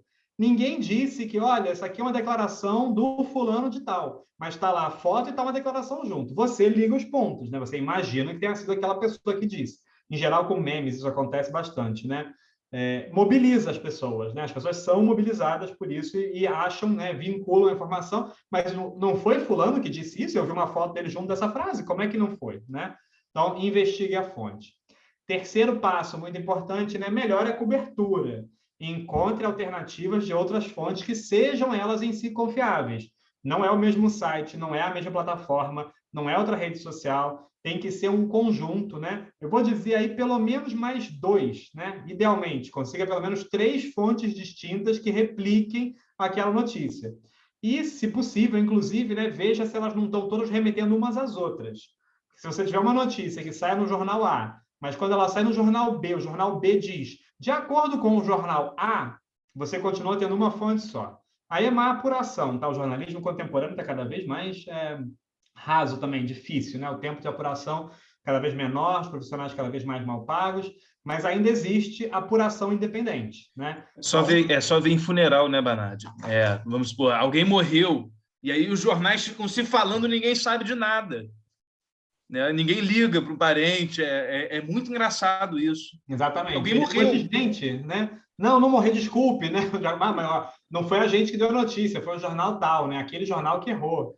Então, apuração independente, né? Vejam quando ela é realmente realizada e, em geral, isso significa fontes distintas, né? Você tem que mandar jornalistas, evidentemente, fazerem seu trabalho, né? Conversarem com as pessoas e trazerem informação. É isso que, em princípio, é informação de cobertura de qualidade. Por fim, rastreie alegações, citações e mídia a seus contextos originais, né? Descubra a raiz das informações. Não só as citações, né? Que é investigar a fonte direta, quem são as pessoas envolvidas, o que garante que elas sejam confiáveis, quais foram os contextos originais das enunciações. Essa frase foi dita nesse evento mesmo? Está dito aqui onde é que foi dito? Quando foi dito? Copia e cole partes de citações importantes em navegadores e buscadores da internet. Bom, tem uma frase que está aqui entre aspas. Se essa frase está entre aspas, ela é uma frase bombástica, não vai ter sido apenas o único jornal que vai ter replicado. Ou vai ter sido dado numa coletiva, e você vai ter uma certa certeza, ou vai ter sido realmente uma exclusiva. O jornal vai dizer isso, né? Uma informação exclusiva foi dada para esse. Se for um meio de comunicação de muita reputação, né, ela pode ser mais confiável. Agora, um site que é um blog de alguém que faz parte da esfera política e coloca lá uma citação absolutamente bombástica e não coloca nem quem é o repórter, né? Quem é a fonte de informação, quem assina aquela matéria, certamente desconfia. Ao primeiro sinal de desconfiança, não é para perder muito tempo com isso, não é para sair em profundidade, vendo, então vamos descobrir, passa para a próxima informação. Essa é a maneira mais rápida, mais adequada e mais eficiente de a gente conseguir informação de qualidade hoje em dia. Não se deixe afetar de saída e passe rápido quando surgir uma dúvida. Se for uma dúvida que não procedia, outras fontes, outros veículos de informação vão dirimir essa dúvida e você vai ver que a informação é verdadeira. Se você não encontrar nenhuma outra, não perca seu tempo também. E aí vem o ponto seguinte, né? A gente não deve... Mais uma vez, deixei ali no final. Bom, ignore essa última frase, foi mal. Mas passem a decidir com menos informação do que com mais informação. Isso é muito importante, né? A gente tem que evitar o viés de confirmação nas pesquisas que supostamente mergulham em profundidade, porque tem um poço sem fundo que só vai replicar e aprofundar as mesmas mentiras. E vai fazer isso construindo uma certa aura de veracidade. Se vocês que já tiverem paciência de ver algum vídeo sobre negacionismo, por exemplo, vocês vão ver que tem várias informações absolutamente verdadeiras e algumas delas completamente verídicas, né? Verossímeis, talvez, junto de umas pequenas, pontuais mentiras graves. A mentira não é deslavada, não é alguma coisa que realmente, nossa, só um idiota poderia acreditar nisso, de forma alguma. ela é feita para enredar, para pegar a atenção, para convencer, porque ela carrega também, porque ela traz também um monte de informação que é verdade, que é verídica, que é verossímil, e junto disso, umas mentiras pontuais que aí sim é onde querem capturar você. Então, é especialmente cruel, eu acho, também, né? Porque se aproveita da credulidade alheia. A gente quer imaginar que não é possível que tenha esse grau de mentira, esse grau de disseminação, essa profundidade, que tanta gente esteja dedicada a produzir esse tipo de mentira e desinformação, né? Mas, infelizmente, é verdade, né? Pensem quais são as instituições que estão embasando as informações, né? Mal ou bem, isso ainda continua sendo muito importante, né? Acreditar nessas instituições, acreditar num grau de coletividade é muito maior do que, mas eu vi um cara que falou a respeito disso num canal que não é exatamente muito bem conhecido, né? O processo de conferência em si, eu falei, é relativamente rápido, tá? Você demora no máximo um pouco mais de 1 minuto. 1 minuto que você pare e faça essa pequena busca rápida te dá uma avaliação bem firme a respeito da confiabilidade de uma informação. Se você não teve essa confirmação em um pouco mais de 1 minuto de pesquisa, provavelmente não confie nessa informação, não replique essa informação, desconfie desse meio, desse veículo, tá? E tem um limite intrínseco aqui. Isso eu falei para vocês, né? Como eu mencionei antes, funciona para o consumo de informação de massa. Não é substituto para a atividade de pesquisa quando você realmente está fazendo uma análise acadêmica a respeito de um tema, tá? Então, como eu falei, a desinformação é insidiosa, né? Ela se mistura com a veracidade. E junto, né, vem a mentira, que é o maior e o mais danoso, né? Muitas vezes, como é que isso se estrutura? Você tem um esqueleto, né, que se encaixa numa determinada narrativa já esperada, tem uma estrutura que funciona. Em função disso, é que leva, né, o leitor a engolir esse veneno da desinformação junto com a isca, que é uma informação potencial, né? Em inglês, o pessoal chama isso de clickbait, né? Literalmente é fisgar cliques, né? Tem uma isca, tem algo que é saboroso, tem algo que é apetitoso, tem algo que atrai, tem algo que realmente faz com que você queira clicar. O pessoal é bom naquilo que faz, né? O marketing, a publicidade, né? E a influência tem técnicas também muito sofisticadas. Mas tem técnicas igualmente sofisticadas para a gente não se deixar enganar, né? Então, junto com a isca, né? Vem a desinformação. A gente tem que resistir à isca em si, né? A gente tem que perceber a isca, notar os nossos hábitos de navegação para conseguir alterá-los adequadamente. E aí vem essa ilusão, eu acho também, que é muito importante, a esquerda é particularmente vulnerável, né? Somos, eu acho, a isso, essa ilusão de contribuição ao debate, né? Tem uma tirinha que eu acho que é muito engraçada, não botei aqui, poderia ter colocado, que diz assim, nossa, eu não posso dormir, vou passar a noite em claro, por quê? Porque tem alguém errado na internet. Imagina, né? A pessoa se dedica imensamente a corrigir alguém que está transmitindo informação falsa, entra num debate com essa pessoa, que vai adorar o palco que ela está recebendo ali, e o grau de desinformação que ela vai poder continuar transmitindo quando ela é confrontada dessa forma. Então, a gente não deve perder muito o nosso tempo. Não estou falando aqui de debate público em arenas grandes, significativas, relevantes, estou falando em fóruns mais particulares. A nossa atenção é muito valiosa. Então, quais são os fóruns que merecem o nosso tempo? Às vezes, basta que um fórum de desinformação mobilize você a querer corrigi-lo, a querer mostrar a verdade, a querer não deixar aquela informação ali online. Isso já tira o seu tempo, isso já drena a sua energia, isso já faz com que o seu tempo, que poderia ser muito mais melhor dedicado, né, em outros fóruns, em fóruns onde você teria uma possibilidade de convencimento genuína, e você perde seu tempo, você perde essa sua energia com um debate diante de com um negacionista. Não vai levar muito longe.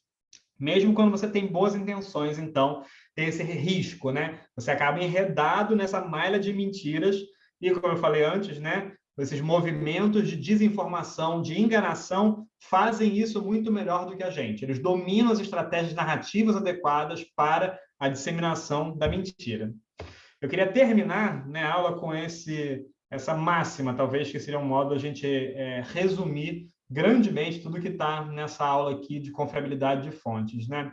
Em vez do senso crítico, que foi como a gente começou, né, vocês têm que aprender a pensar por conta própria, não se deixe enganar, seja sensível, né, às evidências diretas, pega a sensibilidade, você tire suas próprias conclusões.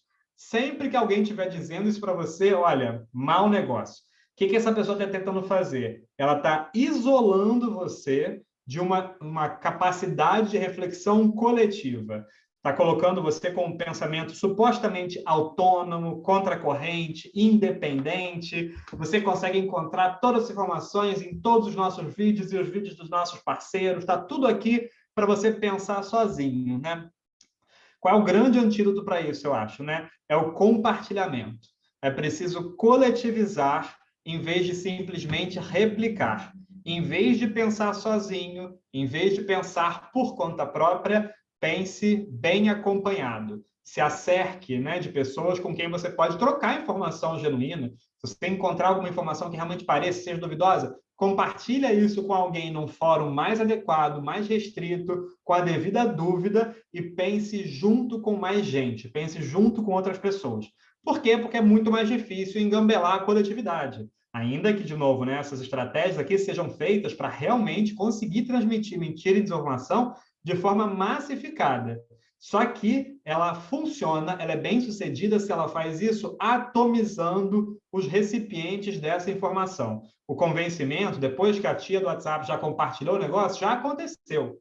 A conversa com ela tem que ser anterior, né? Essa contribuição possível, eu acho, né, para novas formas desse letramento digital, passa mais uma vez por esses pequenos fóruns, né? Por você se encontrar bem acompanhado e fazer com que a sua companhia seja boa, caso você esteja tentando treinar esses métodos aqui, né, de transmissão de informação. Então, isso se conjuga, foi por isso que eu quis colocar essa aula aqui na sequência da anterior, né, com algo que eu falei na última aula. Então, fica um espaço para dúvidas aqui de vocês. Se vocês quiserem compartilhar alguma coisa a respeito disso, pode ser interessante também. São perguntas, né? Como é que vocês consideram que está atualmente o ambiente informativo entre os seus entes próximos? Parentes, no seio da família, próximo dos seus bons amigos? Vocês estão desesperados? Vocês estão confiantes? Existem formas de lidar com isso? Se vocês quiserem falar um pouquinho e tirar dúvidas, fica um bom momento agora. Alckmin.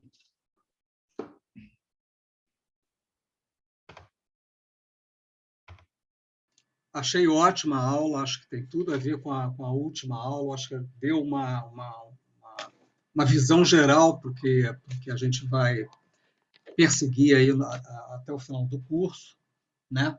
E, inegavelmente, as redes sociais são um ponto central da discussão política eleitoral. Eu queria chamar a atenção só de uma coisa de método, né, do fake news, que é bom que a gente também preste atenção. É batido, é a repetição, né, que você repete, e aquilo acaba se transformando em verdade para algumas pessoas. Entretanto, essa repetição ela tem o tempo da internet. Ela não é uma repetição a longo prazo. Você não vai ficar repetindo. Hoje ninguém fala que a esquerda é nazista. Uma discussão que já foi, né? Não falamos nem mais, nem defendemos mais o voto impresso. Já foi também, depois da carta do Temer, né? Então, assim, a velocidade com que é uma indústria, né? Como se fosse uma indústria. Isso é uma diferença, porque é o tempo da internet. É 24 horas e a informação sendo absorvida a cada momento. Por isso que eu achei muito interessante o que o Gabriel falou do cuidado que você tem para se distanciar disso, né? Ou, eu diria, melhor ainda, use o seu smartphone quando estiver lendo um livro e você vê um autor que você não conhece, um tema que você não conhece. Vai lá e vê o que foi escrito sobre aquilo, sobre aquele tema, né? Já achei muitos bons livros sobre assuntos que eu desconhecia assim, lendo um livro e achando uma coisa e seguindo outro caminho, fazer navegação via leitura, né? Então é uma dica aí. Então, a questão da guerra cultural também, que é uma ideia do Olavo de Carvalho, da desconstrução. ele tem um livro lá, O Imbecil Coletivo, né, que eu não li, mas graças a Deus um aluno defendeu uma tese sobre isso, aí eu pude acompanhar as ideias dele. É um Gramsci vezes -1, né? O que a proposta é a da hegemonia. Por isso que ele ataca a educação e a cultura como principais. As principais indicações do Olavo de Carvalho foram na educação e na cultura, e são as mais retrógradas. Vocês podem perceber, são os piores ataques. Fora meio ambiente e tal, o ataque é geral, mas nessas duas áreas o Olavo de Carvalho tem muito a ver, porque é uma coisa da disputa cultural, né? Da disputa dos valores, né? E aí, por que ele xinga muito? Por que ele fala muito em bunda? Aí é o anti-intelectualismo, o desprezo pelo anti-intelectualismo. Quer dizer, então, qualquer um, através da internet, edita as suas próprias ideias e pode falar qualquer coisa, né? Quer dizer, então, e essa coisa é válida como outra qualquer. Então, a desqualificação da ciência também passa por isso. Também não é à toa que uma das primeiras fake news mais famosas foi a questão da Terra plana, que hoje também já não se defende tanto assim a Terra plana. Então é isso, é a repetição, o tempo da internet e essa mudança contínua que eu queria chamar a atenção aqui para vocês.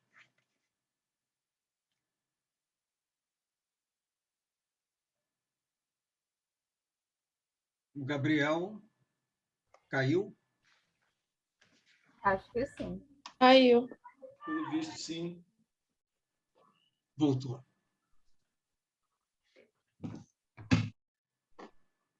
Meu computador travou, gente, desculpa. Tá me ouvindo bem? Aham. Beleza. Ótimo, Kim, eu queria falar isso da indústria, né, que você comentou, achei muito importante. Primeiro, tem uma parte realmente da rede de mentira, de desinformação, que é evidentemente cara, né, custosa economicamente e financeiramente. Isso não é moleza, assim. Tem pessoas trabalhando efetivamente nisso, sem nenhum amor pela coisa, realmente pelo dinheiro, e é uma máquina que precisa de uma quantidade considerável de capital para se mover. Não é à toa que as eleições são o grande atrativo e é onde acontece, né? Só um parênteses, Gabriel, só para não passar. Eu indiquei o livro Driblando a Democracia. A Cambridge Analytica surge através de bilionários do mercado financeiro que investem nos sistemas de informação, e ali tem o nome deles, eles aparecem.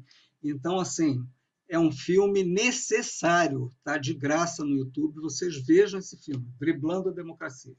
Perfeito.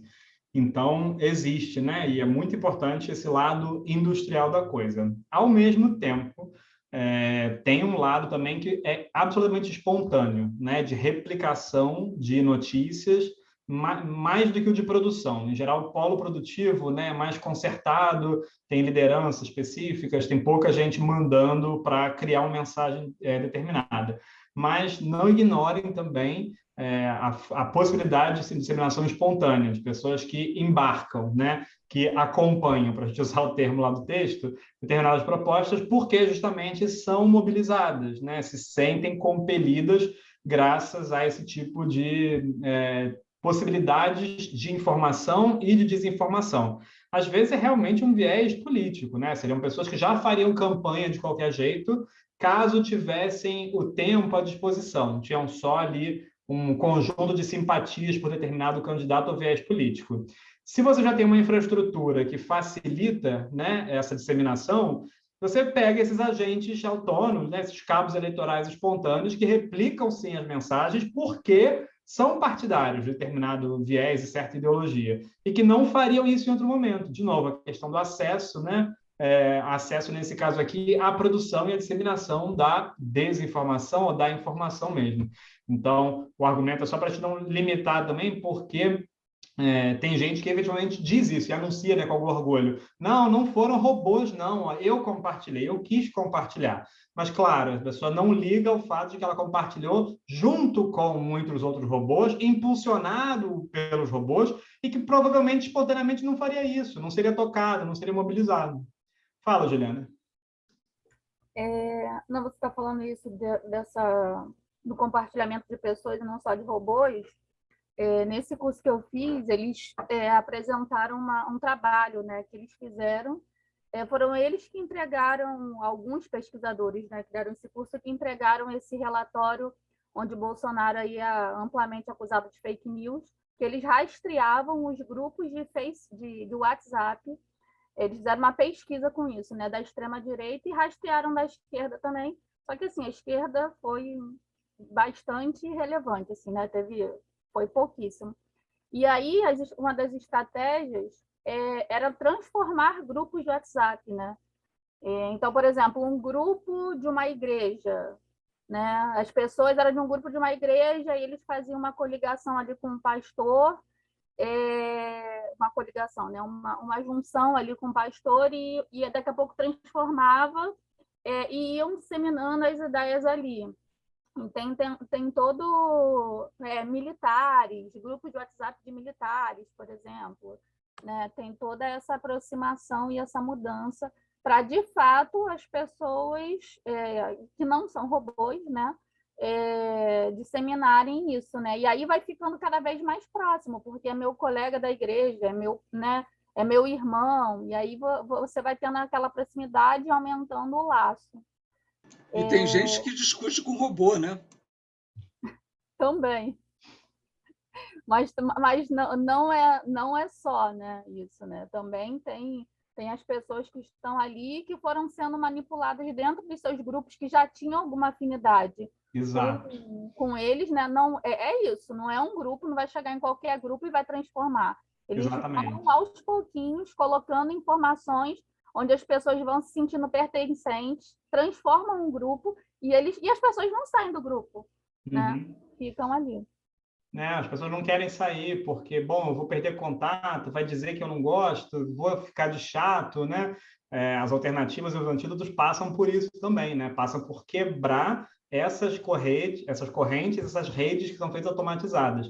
Por um lado, elas às vezes ganham no número, e aí essa discussão dos perfis de navegação tem tudo a ver com isso, né? Você atira para tudo que é lado, quem você conseguir perceber que você engajou, olha, aqui tem futuro, vamos usar nossos recursos de forma mais direcionada para cá. E tem a outra parte da leitura que é, bom, imagino que essas classes, esses segmentos sejam estrategicamente importantes, vamos direcionar nossos esforços. Quem você conseguir capturar, ótimo, né? Você vai lucrar a partir daí, mesmo que seja lucrar ideologicamente, né? Como é que a gente combate isso, de fato? Né? Investindo nessa coletivização que eu falei, né? Não abrindo mão, né, da discussão, desses fóruns, mas sabendo com quem você está conversando e quem você é capaz de tocar, né? Às vezes pode ser que realmente, não, nesse grupo eu não fico, esse grupo da família já não me representa mais, nossa, esses amigos só falam besteira. Você tem que sentir, né? E isso é caso a caso, não tem regra possível. Nunca imagine que você está sozinho ou sozinha, porque a gente nunca está sozinho, sempre vai ter alguma outra pessoa que vai pensar como a gente, e não deixa, né, automaticamente os fóruns serem tomados. Aí, de novo, né, tem que saber qual é o tempo possível, qual é a possibilidade de sucesso. Perder muito tempo, gastar muito tempo num grupo que, evidentemente, só vai fazer mal para você, você não vai conseguir sensibilizar ninguém e vai drenar a sua energia, pode não ser o mesmo fórum. Cria um outro grupo, cria um grupo, não é abandonar as pessoas, não é deixar as pessoas, né, sem um vínculo com você, mas é criar outros espaços de sociabilidade nos quais talvez seja possível algum convencimento, alguma agregação, né? Eu acho que nunca se brigou tanto, talvez, por política, né, quanto nessas últimas eleições, o que provavelmente é um bom sinal, porque se a gente abandona a briga, né, de saída e completamente esvazia todo e qualquer fórum, né, que seja esse coletivo, a gente, de fato, perdeu, né, para essa violência que quer estabelecer essa lógica de dominação. Eu acho que a gente tem que ser inteligente, né, efetivamente. A gente tem que usar bem as nossas ferramentas e o nosso tempo para conseguir os resultados que sejam mais progressistas possível. Mais alguém para a gente não avançar a hora, gente? Senão... Beleza? Então, pessoal, para a semana que vem, vocês lembram que a gente não tem aula a semana inteira, né? Recesso da PUC. Eu realmente não queria passar nada a mais, porque eu estou vendo que tem muita gente passando coisa a mais também. Você já deve ter coisas para fazer no G1. Aproveite quem não terminou ainda, né? Para terminar o G1, conseguir fazer os cruzamentos, os mapas, escrever a respeito das decisões de vocês, dos temas de pesquisa de vocês. Enviem para a gente vai continuar estando disponível. Muito bem lembrado. Acesso, né? Para que vocês não fiquem com nada acumulado no retorno. E aí a gente tinha combinado com vocês 15 de outubro, né? Inclusive, para entregar, que seria no final da sexta-feira do recesso. Será que a gente passa para 18, Alckmin, para ser a segunda-feira? Tá no mudo, Alckmin? Estava 17? É isso. A Ana Beatriz falou. Alckmin está no mudo ainda.